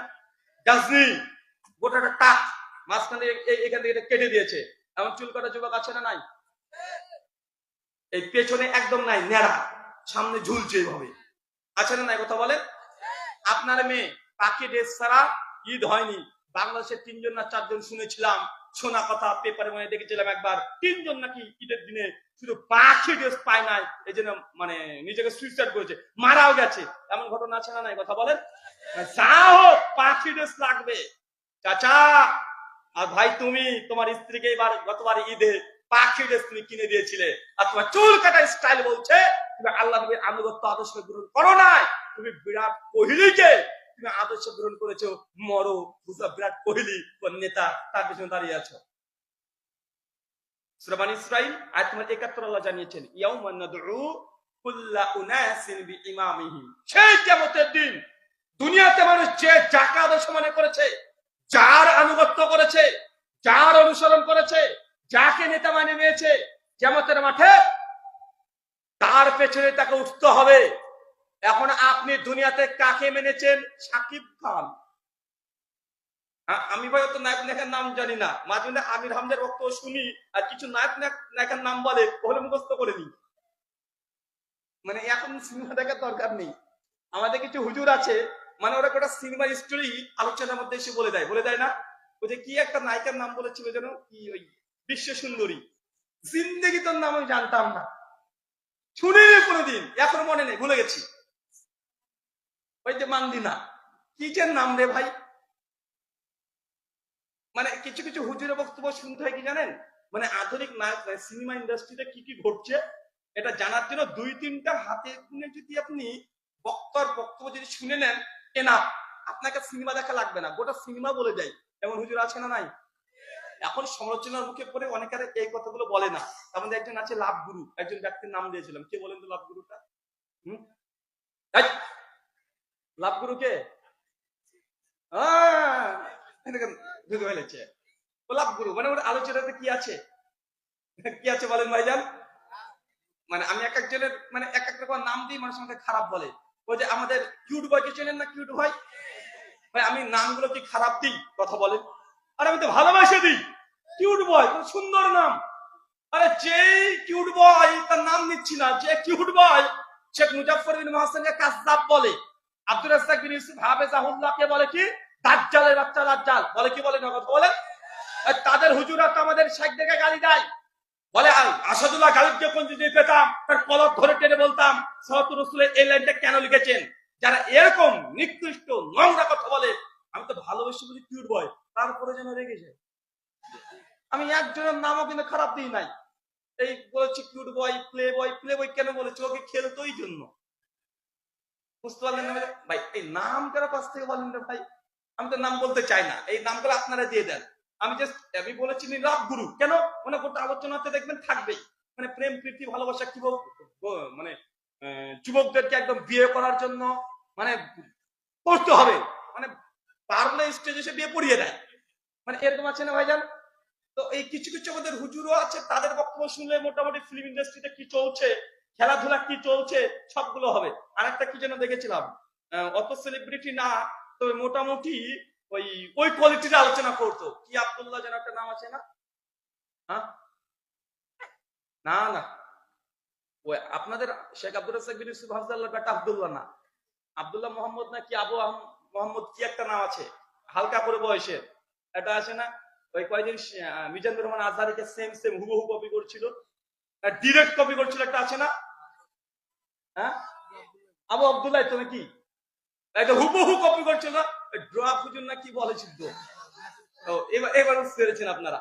বা এর নাম কিন্তু আমি দিইনি, মানে আমি জাস্ট বলছি যে অনেক সময় ভাবতাম যে হুজুর আপনি এই মেসির নাম কিভাবে জানলেন, এই সাকিব খানের নাম কিভাবে জানলেন, মানে এগুলো আমাদের হুজুরদের কাছ থেকে শিখে নিচ্ছি আমরা এখন। মানে সিলেক্টিভ কিছু হুজুরের বক্তব্য শুনলে মোটামুটি পাওয়া যায়। তো আপনাকে যে কথা বললাম যে আপনি দুনিয়াতে যার আনুগত্য আদর্শ গ্রহণ করবেন, যাকে আদর্শ মনে করবেন, কিয়ামতের মাঠে সূরা বনী ইসরাঈল আয়াত নম্বর ৭১ আল্লাহ বলছেন ইয়াউমা নাদউ কুল্লা উনাসিন বিইমামিহিম, সেই দিন তুমি তার সঙ্গে তোমার হাসর হবে। তখন দেখেন আপনি কার সঙ্গে থাকবেন, নবীর সঙ্গে থাকবেন না এই মেসির সঙ্গে থাকবেন? আপনার বাড়ির উপরে একদম ব্রাজিলের পতাকা, আরে বাপ রে বাপ, ও ব্রাজিলের ভক্ত আছে না নাই? আরেকজনের বাড়ির পতাকা আছে একদম আর্জেন্টিনা, মানে এত বড় ফ্যান, একদম জার্সি পরে ঘুরে বেড়াচ্ছে। বেটা তুমি একটু বাংলাদেশে গিয়ে তোমার নামটাতে ব্রাজিল বা আর্জেন্টিনা একটু ভিসা চাইতো, ওদের যে ভিসা চাইবা, কি চাইবা বলো? তুমি এত বড়, তুমি ওর যে ফলোয়ার, মানে জান দিয়ে দিবা আর্জেন্টিনা বা ব্রাজিলের জন্য। তুমি আর্জেন্টিনা বা ব্রাজিলের তুমি ভিসা যাও তো, যদি দেখে তোমার মুখে দাঁড়িয়ে আছে আর তোমার নামের আগে মোহাম্মদ বা মুসলিম নাম, তোমার পাসপোর্টে রেড মেরে ছেড়ে দিবে তোমাকে ওরা। মানে যদি তুমি কোনোদিন প্রবেশ করতে তো দেবেই না, আর যদি কোনোদিন যদি তুমি প্রবেশ করো তোমাকে লাথি মেরে তোমাকে পায়ের তলে পিষে দেওয়ার জন্য ওদের চক্রান্ত করছে। আর তুমি ব্রাজিল আর্জেন্টিনা পতাকা, বাড়ির রং ব্রাজিল আর আর্জেন্টিনা, আশ্চর্য। কেমন আছে না কথা বলেন? আমি গতবার মানে বাংলাদেশ তো আপনি যতটুকু চিনেন, আমি বিশ্বাস করি আপনার চেয়ে আমি বেশি একটু হলেও চিনি না ভাইজান? আপনি তো চাপাই নবাবগঞ্জ, সম্ভবত মনে হয় এটা রাজশাহী বিভাগের মধ্যে পড়ছে, তাই না? আপনি মানে চাপাই নবাবগঞ্জ কি, এই চাপাই নবাবগঞ্জে আমি যত জায়গায় গিয়েছি আপনি তত জায়গায় যান নাই। আজকে চাপাই নবাবগঞ্জ, কাল থাকবো দিনাজপুর, তারপর দেখবো ওই কক্সবাজার, ওই মানে কোথায় থেকে কোথায়, মানে প্রতিদিন আমাদের চলছে। তা আপনার চাইতে বাংলাদেশ আমি একটু বেশি চিনি না, যদিও আমি আপনার মেহমান, কিন্তু আপনার চাইতে আমি বাংলাদেশ বেশি চিনি। তো রাস্তাঘাটে যখন চলতে শুরু করি তখন মাঝখানে দেখি যে বাড়িতে পতাকা ব্রাজিলের, মানে বাড়ির কালার ব্রাজিল আর্জেন্টিনা, আছে না নাই কথা বলেন? মানে মানুষ এতটা অন্ধ হতে পারে, মানুষ এতটা অন্ধ, মানে বাড়ির কালার আর্জেন্টিনার পতাকা, বাংলাদেশের মানুষ। ও যদি সৌদি আরবের পতাকা দিত তাও ভাবতাম যে সৌদি আরব আমাদের টানের জায়গা, ওখানে নবী আছে, আল্লাহর কাবা আছে, আমরা যে নবীকে আদর্শ মনে করি, ওখানে ভালোবাসে যদি একটু কালবার পতাকা দিয়ে গোটা বাড়ির কালারটা করতো, ভালো ভাবতাম যে না ও নবীর ভালোবাসার জন্য বাড়ির কালারটাকেও ছাড়েনি, ওই কালারটাই করেছে। অতএব আমরা আশা করতে পারি তুমি নবীকে এত ভালোবাসো, ইনশাল্লাহ হাসো তোমার নবীর সঙ্গেই হবে, নবীর সঙ্গে তুমি জান্নাতে ঘরও পাবা, নবী তুমি সঙ্গী হবা। তুমি রেখেছো আর্জেন্টিনা, মেসি, কার সঙ্গে থাকবা? থাকো মেসির সঙ্গে, বুঝবা খেলা। তুমি ভাবছো দুনিয়াতে এই কয়েকদিন এসেছে এটা শেষ, জি না। আল্লাহ সুবহানাহু ওয়া তাআলা আমাদেরকে জানিয়ে দিয়েছেন নবীদের সঙ্গে থাকতে হয়, নবীর প্রত্যেকটা আদর্শকে গ্রহণ করতে হবে, প্রত্যেকটা সুন্নাত ছোটখাটো বলে পালিয়ে যাবেন এটা যেন না হয়। চলেন একটা হাদিস দেখে আপনাকে, সুনান দারিমি হাদিস নাম্বার 435, মিশকাত হাদিসটা আসছে 198 নম্বর হাদিস, মুসনাদ আহমদেও আসছে। শেখ আলবানী এই সনদকে সহিহ বলেছেন, হাসান সহিহ বলেছেন, শেখ শুয়েব আরনাউত বলেছেন এই হাদিসের মধ্যে দুর্বলতা আছে। আমার তাহকিক এই সনদে দুর্বলতা আছে, এটা ঠিক। তারপরে হাদিসটা আপনাদের সামনে পেশ করছি। আল্লাহর নবী আলাইহিস সালামের সামনে একদিন আবু বকর বসে আছে, আবু বকরের পাশে ওমর বসে আছে। ওমর হঠাৎ দাঁড়িয়ে উঠে তওরাতের একটা কপি, চাচা তওরাত বুঝেন? বলতো তওরাত কি? কার কিতাব? আল্লাহ নবী মুসার উপরে কোন কিতাব দিয়েছিলেন? তওরাত। তওরাতের কিছু অংশ ওমর বিন খাত্তাব পেয়েছে। যখন তিনি পেয়েছেন, উনি তখন আল্লাহ নবীর সামনে এসে পড়তে শুরু করেছেন, গট গট করে কিরাত করে পড়ছে। কথা বুঝতে পারলেন না ভাইজান? হিব্রু ভাষা জানেন? তওরাত কোন ভাষায় লেখা? তওরাত কোন ভাষার? হিব্রু, ইব্রানি। ইব্রানি জানেন? হিব্রু ভাষা বুঝতে পারেন? আরবি আর হিব্রু হচ্ছে সেমেটিক ভাষা, দুটো কাছাকাছি ভাষা। আমি হিব্রু মোটামুটি জানি, রিডিং করতে পারি। যেহেতু বাইবেল, ওল্ড টেস্টামেন্ট এটা হিব্রু ভাষায়, তাই যেহেতু আমি বাইবেল নিয়ে গবেষণা বা পড়াশোনা করি, এই জন্য শেখা আমার, তো মোটামুটি হিব্রু বুঝি। ওমর বিন খাত্তাব একদিন ওই তওরাতের কিছু অংশ আল্লাহ নবীর সামনে পড়ছে, আর যখন পড়তে শুরু করেছে আল্লাহ নবী রেগে যাচ্ছেন। যত পড়ছে আল্লাহ মানে রাগে চোখ মুখ লাল হয়ে যাচ্ছে। আবু বকর রাদিয়াল্লাহু তাআলা বিষয় বুঝতে পারছেন, ওমর যত তওরাত পড়ে নবী তত রেগে যায়। আবু বকর চট করে দাঁড়িয়ে, ওমর তওরাত পড়া বন্ধ রাখো। দেখছেন তোমার তওরাত পড়া কেন নবী রেগে যাচ্ছে? তুমি তওরাত পড়ছো। সঙ্গে ওমর বিন খাত্তাব তওরাত অংশ ফিরে দিয়েছে। আল্লাহ নবী চট করে দাঁড়িয়ে বলছে, ওয়াল্লাযী নাফসি বিয়াদি মুহাম্মদ, ওমর সে সত্তার কসম যার হাতে আমি নবীর প্রাণ আছে, শোনো তুই তওরাত পড়ছো। আরে তওরাত তো অবতীর্ণ হয়েছে মূসার উপরে। আর যদি সে মূসা জীবিত হয়ে চলে আসে, লাউ কানা মূসা স্বয়ং যদি মূসা চলে আসে জীবিত হয়ে, তারপরে মূসা যদি জান্নাত যেতে চায়, আমার আনুগত্য ব্যতীত মূসা জান্নাত যেতে পারবে না। প্রথমে বুঝতে পারলেন না? মূসা কে? আল্লাহ নবী, আল্লাহ রাসূল। তওরাত যার উপর অবতীর্ণ হয়েছে। উমর বিন খাত্তাব যে কোনো বই পড়ে নাই, কবিতা গজলে বই পড়ে নাই, কি পড়েছে? তওরাত পড়েছে, তওরাতের অংশ পড়েছে। কে পড়ছে? উমরে ফারুক পড়ছে। আল্লাহ সেটা সহ্য করতে পারছেন না। উমর তওরাত পড়ছো, তওরাত কি? তওরাত বাদ রাখো। মূসা যদি স্বয়ং জীবিত হয়ে চলে আসে, তাহলে মূসাও এই তওরাত দিয়ে আর দেশ চালাতে পারবে না। মূসার স্বয়ং নিজের তওরাত দিয়ে নিজে আর আমল করতে পারবে না। কেন? এখন মুহাম্মদ সাল্লাল্লাহু আলাইহি ওয়াসাল্লাম আমি চলে এসেছি। মূসা যদি জান্নাত যেতে চায়, আমি নবীর আনুগত্য সুন্নাত মেনে মূসাকে জান্নাত যেতে হবে। আলাইহিস সালাম বলেন তো, একজন নবী দুনিয়াতে আবারও আসবেন, তার নবুয়ত বাতিল হয়ে গেছে, নবুয়তের টাইম শেষ হয়ে গেছে, কিন্তু তিনি উম্মত হিসেবে আসবেন। সে নবীর নাম কি? ঈসার পরে কোন আসমানি গ্রন্থ অবতীর্ণ হয়েছে? ইনজিল। সবাই জানি না ভাইজান? ঈসা আলাইহিস সালাম যখন দুনিয়াতে আসবে, তখন কি ইনজিল দিয়ে দেশ শাসন করবে? কি দিয়ে দেশ শাসন করবে? সে মুসলিমের কিতাব, ফিতানের হাদিস, কোরআন আর সুন্নাহ দিয়ে, আল্লাহ কোরআন আর নবী সুন্নাহ দিয়ে। ঈসা আলাইহিস সালামের উপরে ইনজিল অবতীর্ণ হয়েছে, ইনজিল বাতিল হয়ে গেছে। কোরআন আসার কারণে ইনজিল বাতিল, কোরআন আসার কারণে তওরাত বাতিল, কোরআন আসার কারণে জাবুর বাতিল, নবী মুহাম্মদ সাল্লাল্লাহু আলাইহি ওয়াসাল্লাম আসার কারণে ইব্রাহিমের আনুগত্য বাতিল, আল্লাহ নবী আসার কারণে ঈসা আলাইহিস সালামের আনুগত্য বাতিল, আল্লাহ নবী শেষ নবী আসার কারণে মূসার আনুগত্য বাতিল। তারাও যদি দুনিয়াতে আসার আল্লাহ নবী বলছেন, তাদেরকেও আমি নবীর আদর্শকে গ্রহণ করে জান্নাত যেতে হবে।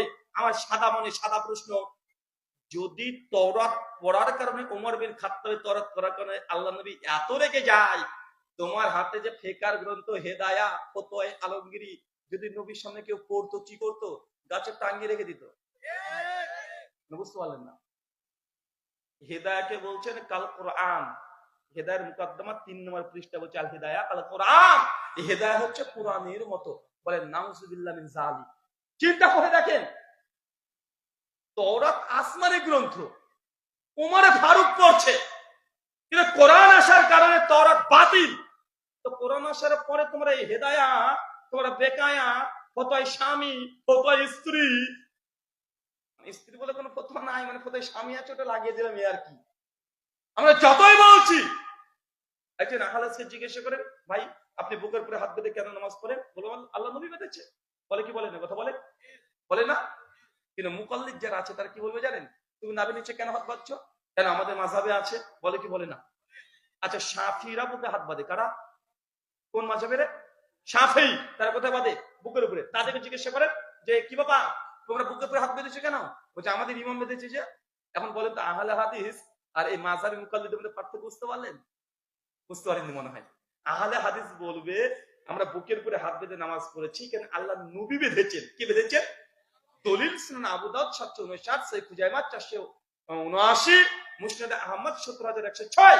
আল্লাহ নবী নিজে বলছেন, ওয়াইল বিন হুজর বলছেন, আল্লাহ নবীকে দেখেছি বাম হাতে করে ডান হাতে রেখে আলা সাদরিহি, বুকের উপরে বাঁধলেন। আহলে হাদিসের বাচ্চারা বলে বুকের উপরে আমরা এই জন্য হাত বাঁধি যে আমার নবী বেঁধেছে। কিন্তু একটা মুকাল্লিদ যদি সে শাফি হয়, আমি হানাফি কথা বাদ দিলাম, শাফি মাযহাবের হয়, ওরাও কিন্তু বুকেই হাত বাঁধে। কোথায় বাঁধে?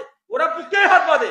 ওদেরকে জিজ্ঞাসা করেন আপনি কেন বুকে হাত বেঁধেছেন? বলছে আমার ইমাম শাফি তিনি বুকে হাত বাঁধতে বলেছেন তাই বাঁধছি। তো ভাই তার আকিদা আমার আকিদা মানে পার্থক্য আছে না নাই? আমি নবীকে ভালোবাসে বাঁধছি, তুমিও শাফির মুকাল্লিদগিরি করে করছো। তার মানে বোঝা গেল আমল এক হলেও ফজিলত আলাদা হয়ে যাবে। হবে কি হবে না? আমল এক, আল্লাহ নবীর সুন্নাত আমি মানছি, ভালোবেসে মানছি, ইনশাআল্লাহ জান্নাতে ঘর নবীর পাশে আমি আশা রাখি। কিন্তু একই আমল করে হতে পারে সে জাহান্নামে চলে যাবে, এ কথা আমি বলি না। যে যারা মাযহাব মানে তারা জাহান্নামে যাবে এ কথা বলছি না। কিন্তু আহলে হাদিসরা যে গ্রেডের, যে কোয়ালিটির ইবাদত করছে, ইবাদতের সঙ্গে সঙ্গে নিয়াত যা আছে, এরকম উচ্চ মানের নিয়াত পৃথিবীর কোনো মুকাল্লিদের থাকা সম্ভবই নয়। একই মাসলা সব দিকে আপনাকে দেখাতে পারবো। আচ্ছা আমরা ইমাম পেছনে সূরা ফাতিহা পড়ি না, কেন পড়ি বলেন তো? আপনার উত্তর দেন। আল্লাহ নবী পড়েছেন তাই। যারা শাফি মাযহাবের তারা কিন্তু ইমাম পেছনে সূরা ফাতিহা পড়াকে ওয়াজিব মনে করে। কি মনে করে? কথা বলেন। ওয়াজিব বলে। আচ্ছা তাদেরকে যদি জিজ্ঞাসা করেন আপনারা ইমাম পেছনে সূরা ফাতিহা কেন পড়ছেন, ওরা কি জবাব দিয়ে বলেন তো? ওরা কি বলবে? বলে আমাদের মাযহাবে আছে। আপনি শুধু হানাফি মাযহাবের মানুষকে বেশি চিনেন, তার জন্য আপনি ভাবছেন যে না হানাফি মাযহাব দেখছেন তাই। তো এই যারা শাফি যখন পাবেন, আমাদের কেরালাতে শাফি আছে, অনেক শাফি মাযহাবের, কেরালা, দক্ষিণ ভারতে, সাউথ ইন্ডিয়াতে, মানে বেশিরভাগ সবগুলো শাফি। ওরাও ইমামের পেছনে জোরে আমিন বলে, ওরাও বুকের উপরে হাত বাঁধে, ওরাও ইমামের পেছনে সূরা ফাতিহা পড়ে। সব আমল আহলে হাদিসদের মতই। কিন্তু প্রশ্ন করলে আপনি গ্যারাকলটা বুঝতে পারবেন। আজকে প্রশ্ন করলে বলবে যে নবী করেছে তাই আমি করছি, আর তাদেরকে একই আমল তুমি কেন করছো, ফাতিহা কেন পড়লি ইমামের পেছনে, বলে আমাদের মাযহাবে আছে তাই। তো তাদের সঙ্গে পার্থক্য আছে না নাই? পার্থক্য আছে। তার জন্য আল্লাহ নবী এই কথা এমনি বলছে না, আল্লাহ কোরআন এমনি জানাচ্ছে না। যারা আল্লাহ নবীর আনুগত্য করবে তারা নবীদের সঙ্গে থাকবে। দুনিয়াতে সবাই দাবি করছে যে আমরা মুসলমান, আমরা কালেমা পড়েছি, এটা কালেমা পড়ার পরেও মাঝখানে তুমি কতজনকে ঢুকে দিয়েছো। আল্লাহ নবী তার জন্য বলছেন দুনিয়াতে যদি আজকে মুসা জীবিত হয়ে চলে আসে, মুসার জান্নাত নির্ভর করছে আল্লাহ নবীর আনুগত্যের মধ্যে দিয়ে। মুসার যদি আনুগত্য তখন না চলে, তোমার ইমাম, তোমার হুজুর, তোমার পীর সাহেব, তোমার বুজুর্গ, তার আনুগত্য কিভাবে চলতে পারে? ঈসা আলাইহিস সালাম এসে নিজের মাতব্বরি করে কোনো কথা বলতে পারবে না। আল্লাহ নবী বলছেন তিনি কোরআন আর সুন্নাত দিয়ে রাষ্ট্রকে চালাবে। তোমার হুজুর কিভাবে বলতে পারে? তাদের একটা ফতোয়া শোনাই। একজন বলছে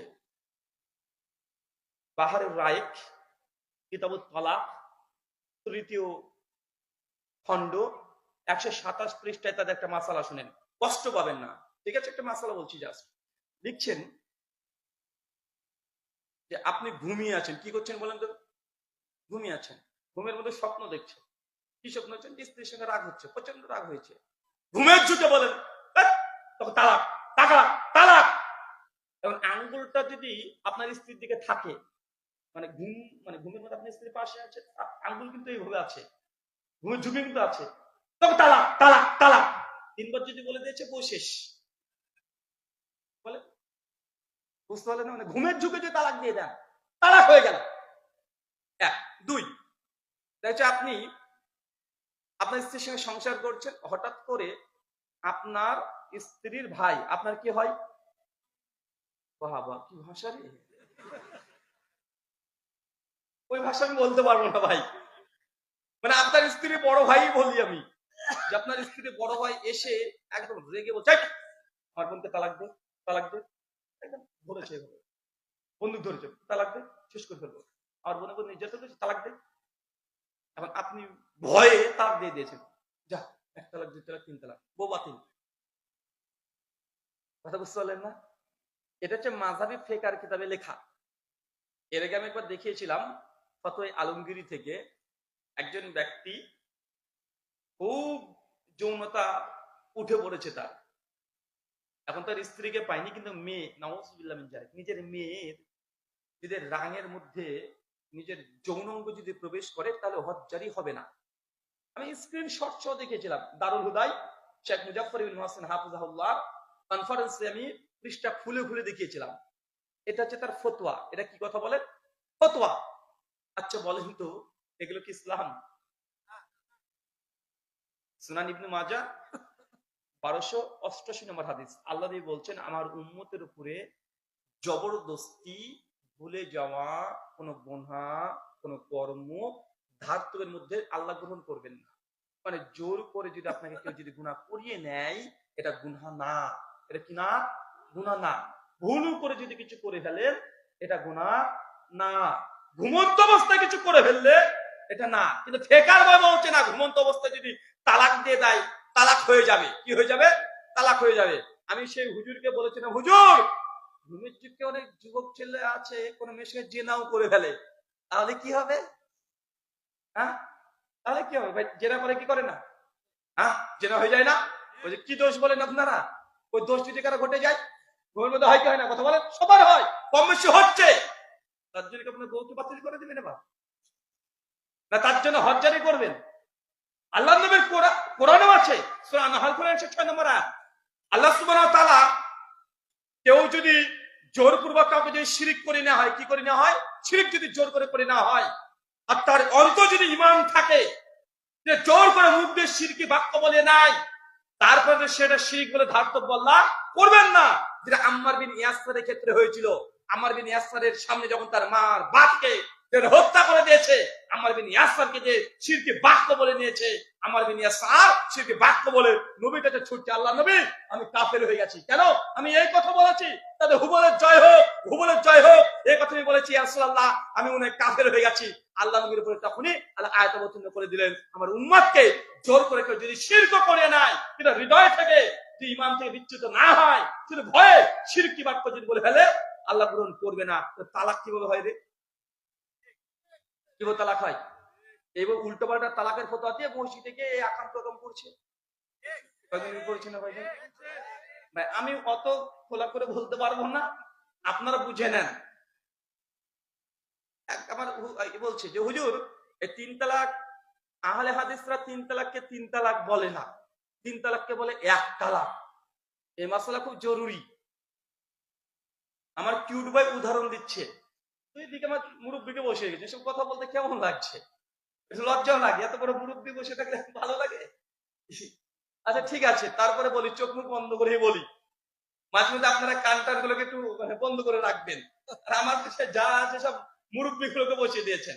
আমার কিউট বয়, মানে কিউট বয় মানে বুঝতে পারছেন তো, উনি বলছেন মাসালা বুঝাচ্ছেন, আর উনি মাসালা বেশ ভালোই বুঝাতে পারেন।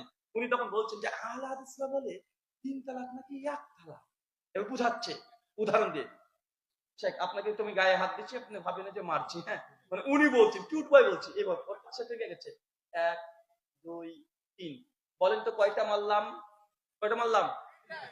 তো ওনার শ্রোতা বলছে 3টা, বলছে কিন্তু আহলে হাদিসরা বলে এটা 1টা। কেন? বলছে ওই যে তালাকে সালাসা ওয়াহিদা দিয়েছে, এক মজলিসে 3 তালাক, বলছে 1 তালাক। বলে কি বলেন কথা বলেন? আমি তখন বলেছিলাম যে কিউর ভাইকে, উনি যখন এরকম কথা বলে, আর আমি মাঝে মাঝে কিছু অ্যান্টি ভেনাম দিই, টিট ফর ট্যাট, ফাঁকি, মানে যে যেইভাবে বুঝে তাকে সেইভাবে বুঝাতে হবে। আমি তখন বললাম যে কিউর ভাই তুমি বিয়ে করেছো? জি করেছি, একটা মেয়েও আছে। বাহ, চমৎকার। আচ্ছা তুমি যখন বিয়ে করেছিলে তোমার বউকে এক মজলিসে বিয়ে করার সময় কবার কবুল বলেছিলে? কবার? আপনারা কবার কবুল বলেন গো? তো বিয়ে কি একবার হলো না 3 বার হলো? এ বুঝে নাই মনে হয়। এক মজলিসে, চাচা ভুলে গেছেন নাকি চাচিকে যখন বিয়ে করেছিলেন কবার চাচা আপনি এই কবুল বলেছিলেন? অমুকের মেয়ে এত টাকা দিয়ে মনে আপনার সঙ্গে বিবাহ করতে রাজি, আপনি কি ইচ্ছুক? আপনি মনে মনে খুশি। ইচ্ছুক মানে এমনি বসে আছি নাকি? হ্যাঁ, আবার ইচ্ছুক জিজ্ঞাসা করে, এমনি স্ত্রী রেখে গেলে সে মনে মনে বলছো যে আলহামদুলিল্লাহ, আবার একই কথা, আবার বলছে আলহামদুলিল্লাহ কবুল, আবার বলছে একই কথা, আবার বলছে কবুল। তো বিয়ে কবার হয়েছে? কেন রে ভাই, এক মজলিসে 3 বার বিবাহ, আপনি কবুল বললেন যে? বিবাহ তো 3 বারে কোরআনে হয়েছে কি হয় নাই? কবুল তো আপনি 3 বারে বলেছেন। এক মজলিসে যদি 1 কোটি বার বিয়ে পড়ায়, বিয়ে কয়বার হবে? তো এক মজলিসে যদি বিয়ে যদি 1 কোটি বার পরে একবারই হয়, তো এক মজলিসে 1 কোটি যদি তালাক দেয়, একটা কেন হবে না ভাই? আজ পর্যন্ত জবাব আসেনি। 4 বছর 5 বছর হয়ে গেল প্রায়, আর এই জবাব আসবেও না। কথা বুঝতে পারলেন না ভাইজান? আপনাকে তালাক দেওয়া শিখিয়ে দিই, শিখবেন তালাক দেওয়া? বাড়িতে আবার প্র্যাকটিস করেন না যেন আবার হুজুর শিখিয়ে দিয়েছে প্র্যাকটিস করি, প্র্যাকটিস করতে জানি না, সব কিছু প্র্যাকটিস করতে হয় না। মানে বন্দুক দেখাচ্ছে আজকে, মানে চালানো শিখেছেন, বন্দুক চালানো শিখে একদম প্র্যাকটিস করছেন বউর দিকে রেগে গিয়ে, একটু প্র্যাকটিস করি, AK-47 আছে একটু চালাই, ঢিসকির একটা ফেলে দিয়েছেন। মানে এই আকামটা করিয়েন না। তালাক মানে মানে কঠিন বড় ধরনের জিনিস। শোনেন, তালাক জীবনে 3 তালাক দিবেন না। কি বললাম? এক মজলিসে 3 তালাক দিবেন না। সুন্নতি পদ্ধতিতে 3 বারেও 3 তালাক দেওয়ার দরকার নেই। কিভাবে দিবেন? দুটো ফায়দা আপনাকে দেখাবো। তালাকের সিস্টেম আপনি বুঝেন না, তার জন্য আপনাকে বলি যে জেনা ব্যভিচার মসজিদের জন্য আপনার স্ত্রীকে নিয়ে হুজুর আবার শুয়ে না থাকে, এখান থেকে বাঁচানোর জন্য আপনাকে শিখাতে বাধ্য হচ্ছি। হুজুরা কিন্তু হা করে বসে আছে, দে 3 তালাক, আমি তো আছি। হুজুরা মনে মনে দোয়া করছে, রব্বানা জালামনা আনফুসানা, তারপরে মনে মনে বলছে যে আল্লাহ তালাকের মাসালা কেন আসে না? একবার যদি আসে, মানে একবার যদি আসে বউকে তালাক দিয়ে দিব, তারপর কোথায় নিয়ে যাবো তোকে নিয়ে যাবো। হুজুর প্রস্তাব দিয়ে দেয়, বউকে দেওয়া যাবে না। হুজুর কাছে পাঠাও, হুজুর ইমানদার, ও যদি বলে যে বিয়ের পরের দিন আমি তালাক দিয়ে দেবো, তো হুজুর ওয়াদা রক্ষা করবে। কিন্তু মধ্যর মাতার যেটা সুন্দরী বউ পেয়ে গিয়ে যা তালাক না দেয়। বুঝতে পারলেন না ভাইজান? হুজুর, আপনি হুজুরকে বিশ্বাস করেন, হুজুরও মনে মনে খুঁজে যদি একটা পেয়ে যায়, আজকে কাস্টমার যদি একটা আসে, কতই না মজা, টাকা পয়সা লাগবে না, শুধু মুখে মুখে বলবো কবুল, পরের দিন বলবো তালাক, মাঝখান থেকে যাওয়ার হয়ে গেছে। আছে না নাই? কথা বলেন। আছে। তার জন্য আপনার স্ত্রীকে যেন হুজুর টেনে নিয়ে না চলে যায়, তার জন্য আপনাকে শিখিয়ে দিচ্ছি কি করবেন। প্রচন্ড রাগ হয়েছে, রাগ হয় কি হয় না? কথা বলেন। সূরা বাকারা 228 থেকে 238 নম্বর আয়াতে ডিটেল তালাকের মাসালা আছে। সূরা তালাকেও কিছু সংখ্যক আলোচনা করা হয়েছে। রাগ হয়েছে, প্রথম দিনেই তাকে তালাক দেবেন এমনটা নয়, বুঝান। কি করবেন? বুঝান, ভালোবেসে বুঝান, আই লাভ ইউ জান, এইভাবে বুঝান। প্রয়োজন হলে সংসার তো, মেয়ে আছে ছেলে আছে, ছেলে হয়ে গেছে, রাগ করে লাভ নেই। আর মনে রাখবেন আল্লাহ নবী বলেছেন মেয়ে হচ্ছে বাকারের তৈরি, ওকে যদি সোজা করতে চান ভেঙে যান। ভেঙে যাবে কি যাবে না? কথা বলেন। তার জন্য একটু জান টান বলে হলেও মানে একটু মিউচুয়াল করার চেষ্টা করেন। এখন 2 দিন 10 দিন 1 মাস 1.5 মাস বুঝালেন, কিন্তু যেই গতি তার সেই গতি আছে। তখন কি করবেন বলেন তো? বিছানাকে আলাদা করবেন। কি করবেন? বিছানা আলাদা। বিছানা আলাদা মানে কি? আপনি এবার বিছানা আলাদা বলতে বুঝেন না যে আপনি বাহাবের ঘরে গিয়ে শুয়ে থাকবেন। মানে আপনাকে বিছানা আলাদা মানে মানে মানে তারপরে হুজুর স্ত্রী শুয়ে থাকে না, ভাবির কাছে গিয়ে শুবো নাকি? মানে এমন কিছু যে না। আবার মানে তাকে বিছানা আলাদা মানে শারীরিক সম্পর্ক থেকে দূরে থাকা। এক বিছানে শুবেন না এমনটা নয়, এক বিছানে শুতে পারবেন, থাকতেও পারবেন, মানে শারীরিক সম্পর্ক। কথা বুঝতে পারলেন কি? এটাকে ত্যাগ করে দেওয়া। হ্যাঁ, আপনি উপরে আছেন ও নিচে আছে, এটা হতে পারে, কিন্তু এখনকার যা মেয়ে, ও বলবে বাবা তুমি নিচে যাও, বাপ আমার খাট দিয়েছে। আছে না? কথা বলেন।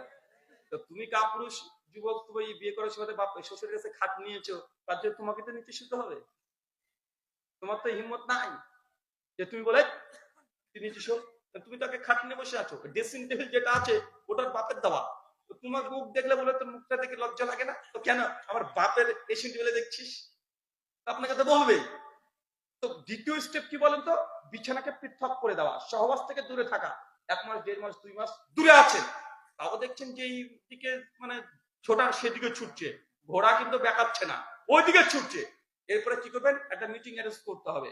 মেয়ের বাপের বাড়িতে ফোন করবেন, আপনার বাড়ির 2 জন মুরব্বী, তার বাড়ির 2 জন মুরব্বী, সালিশ ডাকবেন, মিটিং হবে যে আপনার মেয়েকে আমি আজ থেকে 2 মাস আগে থেকে ভালোবেসে বলেছি, জান বলে বলেছি, ময়না বলে বলেছি, বুঝিয়েছি, মাথায় হাত বুলেছি, পা ধরেছি, কাজ হয় নাই। তারপরে তাকে যে বিছানা থেকে আমি ত্যাগ করে দিয়েছি, তাও হয় নাই। একবার মেরেছিলাম পর্যন্ত, কয়েকবার বাড়িও মেরেছি, ভয় দেখিয়েছি, তাও হয় নাই। এখন আপনার মেয়ে, এখন কি করবেন আপনারা করেন, মুরব্বীদের হাতে ছেড়ে দিয়ে আপনি মাথা নিচু করে বসে থাকবেন। তখন যা করবে মুরব্বীরা করবে। কে করবে কথা বলেন? মুরব্বীরা করবে। আপনার শ্বশুর আপনার বাপ দুজন বসবে, প্রশ্ন করবে, আপনি শুধু উত্তর দিবেন দুজনে, এটা হয়ে গেল। তারপরে দেখা যাচ্ছে যে না, মেয়ে বলে যে না না ঠিক আছে সংসার করবো বলে চলে গেল নাকে নাকে করে, আবার যেই গতি সেই গতি আছে, মানে মুখ দিয়ে বলেছে কিন্তু অন্তর থেকে বলেনি। বাড়ি থেকে যে জিনিস সেই জিনিস, কাজ আর হচ্ছে না। 5 মাস 6 মাস কেটে গেল, এখন কি করবেন? এখন অস্ত্র বের করতে হবে। এতক্ষণ হাত চলেছে, মুখ চলেছে, ভালোবাসা হয়েছে, বাপ মাকে ডাকা আছে, এবার কি চলবে? এবার আপনার কাছে AK-47 আছে, কি আছে? AK-47 বুঝেন না ভাইজান?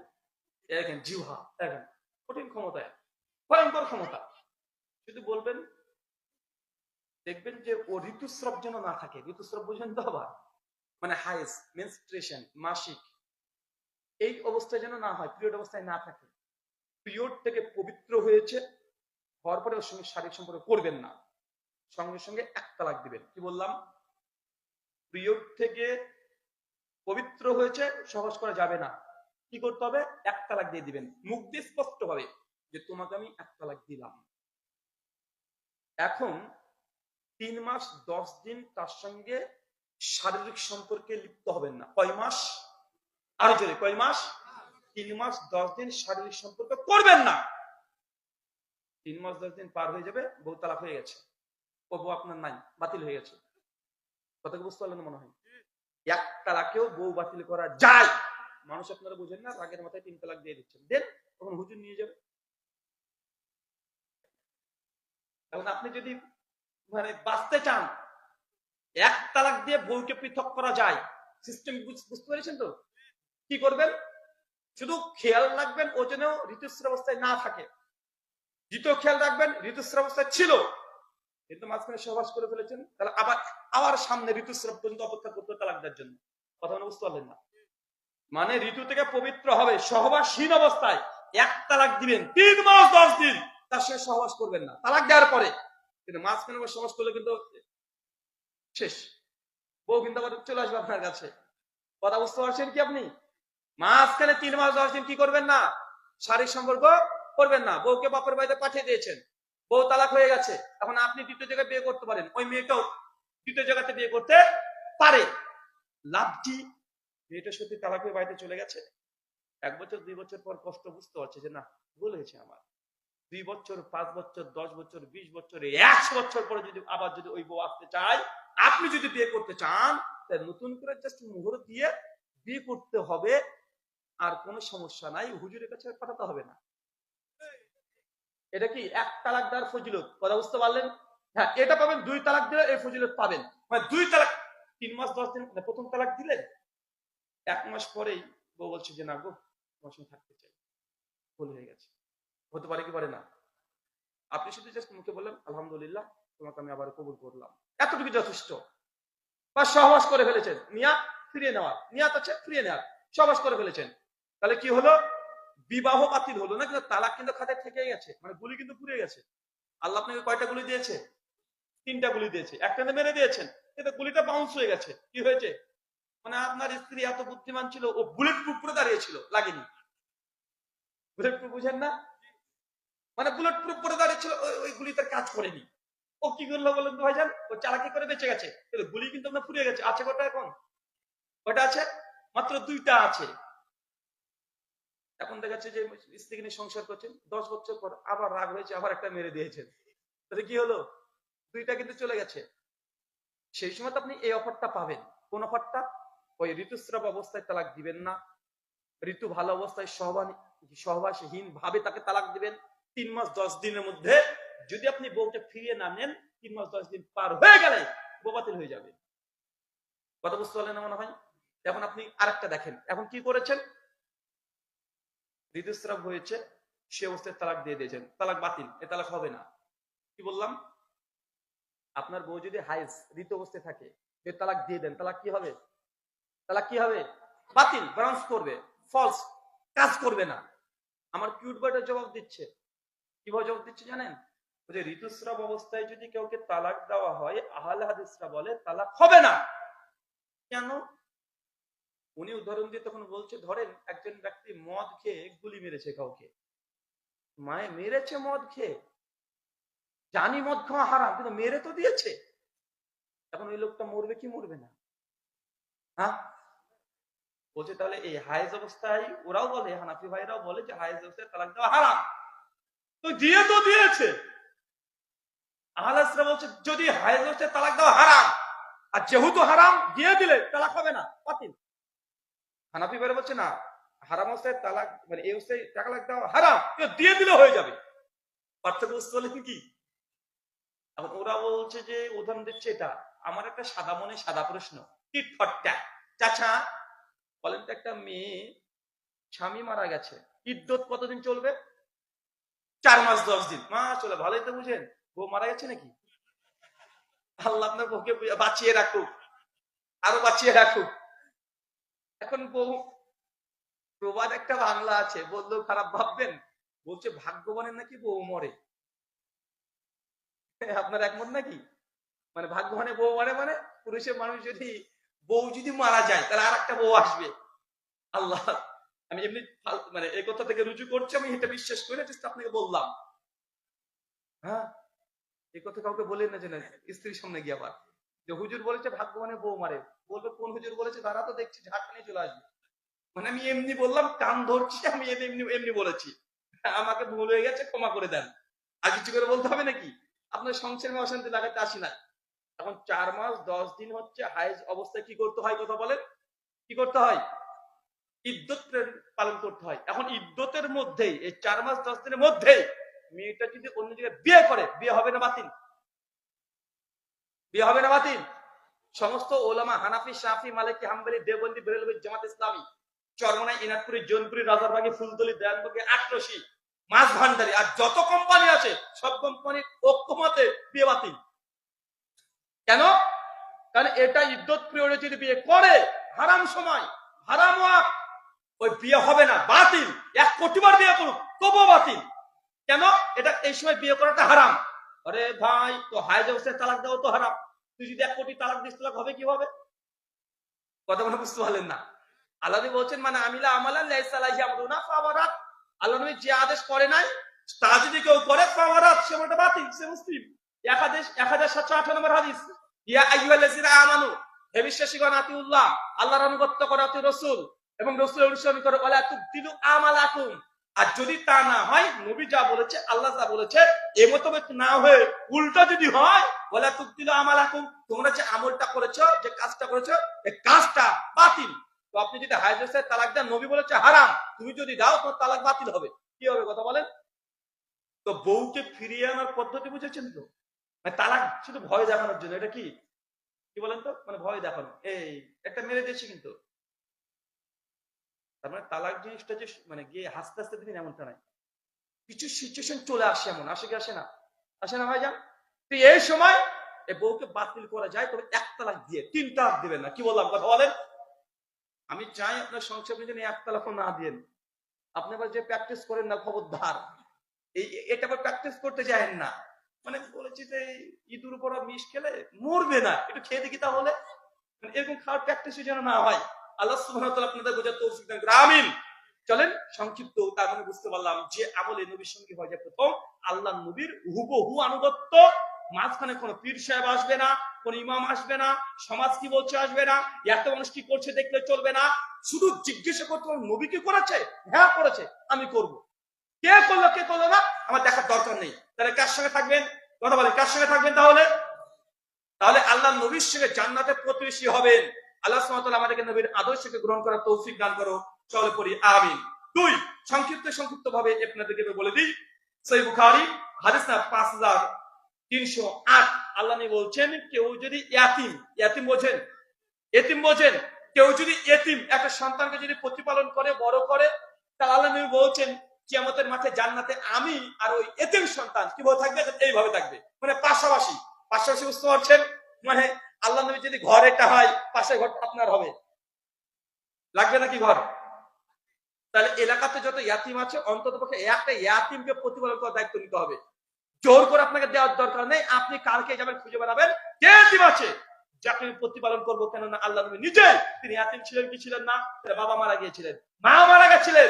আপনি যদি ইয়াতিম সন্তানকে যদি ভালোভাবে কোরআনে হাফেজ বানিয়ে দিতে পারেন, যোগ্য আলেম বানিয়ে দিতে পারেন, ও তো দোয়া টোয়া করবে, অনেক ফজিলত, সবচেয়ে বড় ফজিলত, নবীর পাশে আপনি থাকবেন জান্নাতে। কার পাশে? কার পাশে? নবীর পাশে আপনি থাকবেন। আবু দাউদ হাদিস 1320, আল্লাহ নবী বলছেন, একজন ব্যক্তি এসে বলছেন, আল্লাহ নবী বসে আছেন, সাহাবী এসে বলছেন যে আমার খুব শখ, আল্লাহ নবী রাত্রি কিভাবে যাপন করে এটা দেখবো। কথা বুঝতে পারলেন? একজন সাহাবী বলছেন, নবী রাত্রিবেলাতে কিভাবে আমল করে এটা দেখার আমার খুব শখ। একদিন নবীর ঘরে চলে গেলাম। আবু দাউদের 1320 নম্বর হাদিস। তারপরে আল্লাহ নবী যখন অজুর করতে যাবেন, আমি অজুর পানিটা আগিয়ে দিতাম। আল্লাহ নবী টাওয়াল লাগবে, আমি গামছাটা আগিয়ে দিতাম। তো আল্লাহ নবী অজু করে ফিরে এসে আমার প্রতি এত খুশি হলেন, এসে বলছেন যে সাহাবী তুমি কি চাও বলো, তুমি যে আমাকে এত মানে অজুর পানি দিলে, আমার কাজ করে দিলে, আমার খেদমত করে, কি চাও তুমি বলো। আপনারা যেটা আজকে বলেন যে রুহুল ভাই আপনি এসেছেন কি চাই, বা আপনাকে যদি বলেন ভাই আজকে আমার খুব খেদমত করেন, আপনি কি চান, আপনি বলেন ভাই কি আছে একটা সেলফি দেন, কি নেবেন আপনি কথা বলেন, একটা সেলফি দেন, একটু ভিডিও দেন, অথবা আপনার লেখা একটা বই দেন, এগুলো তো আপনি বলবেন তাই না। বা দেখা যাচ্ছে না আমি খুব বড় মানুষ, বলতে পারেন ভাই আমার মাদ্রাসায় 10,000 টাকা দান করে দেন, বলে কি বলেন কথা বলেন। সাহাবী কি বলছেন জানেন, আল্লাহ নবী যখন বলছেন যে তুমি আমার খেদমত করলে তো তুমি কি চাও বলো তো, সাহাবী চট করে জবাব দিয়ে বলছে যে আল্লাহ নবী আমি আপনার সঙ্গে জান্নাতে থাকতে চাই। কি করতে চাই বলেন, মানে এক কথাতে গোল মেরে দিয়েছে, জান্নাতে থাকতে চাই। আল্লাহ নবী বলছেন যে তাই, আচ্ছা আর কি চাও, একটু পর কথা বলছে যে আল্লাহ নবী আমি আপনার সাথে থাকতেই চাই। আল্লাহ নবী বলছেন যে একই কথা বলছে, ওই যে আর কি চাও, ওই যে আল্লাহ নবী কিছুই চায় না, আমি আপনার সঙ্গে থাকতেই চাই। আল্লাহ যখন বলছেন যে যে তাই হয়, তাই তুমি বেশি বেশি বেশি বেশি তুমি সিজদা করো, কি করো কথা বলে, সিজদা করো। ইমাম হাজার আসকালানী ফাতুল বারীর মধ্যে বলছেন, অতএব এই হাদিস প্রমাণ করে তাহাজ্জুদের নামাজ, তাহাজ্জুদ গুজারি যারা আছেন, কোন তাহাজ্জুদ গুজারি কোন বান্দা যে যত বেশি তাহাজ্জুদ পড়বে, সে নবী সাল্লাল্লাহু আলাইহি ওয়াসাল্লামের তত কাছাকাছি থাকবে। তবে তাহাজ্জুদ গুজারি হতে হবে, কি হতে হবে কথা বলেন, তাহাজ্জুদ ইনশাআল্লাহ পড়বো তো ইনশাআল্লাহ। নবীর সঙ্গে থাকতে চাই, যুদ্ধ করতে চান। আবু জাহেলের উপরে খুব রাগ, আবু জাহেল নবীকে মানে নাই। আজকে আপনাকে আমল করা বলে গেলাম, 1 এতিম প্রতিপালন, 2 তাহাজ্জুদের সালাত, 3 প্রত্যেক আমল আল্লাহ নবী কিভাবে করেছে হুবহু করার ট্রাই করতে হবে। সমাজ কি বলছে, মাযহাব কি বলছে, হুজুর কি বলছে, ইমাম কি বলছে দেখার দরকার নেই। একটাই কথা, আল্লাহ নবী ফরজ নামাজে করে মুনাজাত করেনি, আমিও করব না। এটা হলো ভালোবাসা। আল্লাহ নবী করেছে, আল্লাহ নবী টাকনার উপরে কাপড় পরেছে, পরার জন্য আদেশ করেছে। আমাকে যত জোকার লাগ, আমাকে খারাপ লাগ, যা ইচ্ছা তাই লাগ, নবী বলেছেন টাকনার উপরে কাপড় আমি পরবো। আমাদের সমাজে একটা ভুল ধারণা আছে, আমরা টাকনার উপরে বলতে এই যে আমরা টাকনার এতটুকু উপরে পড়ছি, টাকনার ওই যে গোল অংশ থেকে 1 ইঞ্চি 2 ইঞ্চি উপরে পড়ছি, এটাও আফজাল সুন্নাত না, এটা জায়েজ। এটা কি, এটা জায়েজ। সুন্নাত কোনটা বলেন তো, এই 2 নলার মধ্যবর্তী অংশ, এখানে এত দূর, এত দূর, কথা বুঝতে দেখেন, কত বুঝতে পারছেন কি দেখাতে পারছি, এত দূর। এই টাকনার উপরে আল্লাহ বলছেন এত দূর পড়াটা হচ্ছে সুন্নাত। যদি তোমরা না পাও আর একটু ঝোলাও, যদি না পারো আর একটু ঝোলাও, যদি না পারো তো কম পক্ষে টাকনার উপরে, মানে টাকনার নিচে যাওয়াই হারাম। কথা বলে বুঝতে পারলেন না, আপনার টাকনার উপরে পড়ছেন, টাকনার উপরে সুন্নাত নয়, এটা জায়েজ। এটা কি, এটা জায়েজ। আর সুন্নাত কোনটা, একদম আপনার এই নলার হাঁটু থেকে মোটামুটি ধরে নেন, এক এক রকমের হবে আপনার পায়ের মিডল অংশ, এটা হচ্ছে সুন্নাত। এটা কি কথা বলে, এটা সুন্নাত। তাই নবী করেছে, আমাকে জোকার লাগো, আমি করবো কেন, নবীর সঙ্গে কিয়ামতের মাঠে জান্নাতে থাকতে চাই, পারবো তো ইনশাআল্লাহ। নবীর কোন সুন্নাতকে ছোটখাটো বলে ইনকার করা যাবে না ইনশাআল্লাহ। আল্লাহ আমাদের প্রত্যেকে তুমি জান্নাতে তোমার সঙ্গী হিসেবে, নবীর সঙ্গী হিসেবে কবুল করে নাও, সকলে পড়ি আমিন। শুধু আমরা আলোচনা আর দীর্ঘ করছি না, কয়েকটা প্রশ্ন নিয়ে আমরা আলোচনার শেষ অংশে চলে যাবো। আসলে শীতের সময়তে রাত্রি 12টা করবেন না, শীতের সময় রাত্রি 12টা মানে গরমের রাত্রি কয়টা আপনি জানেন, 2:30।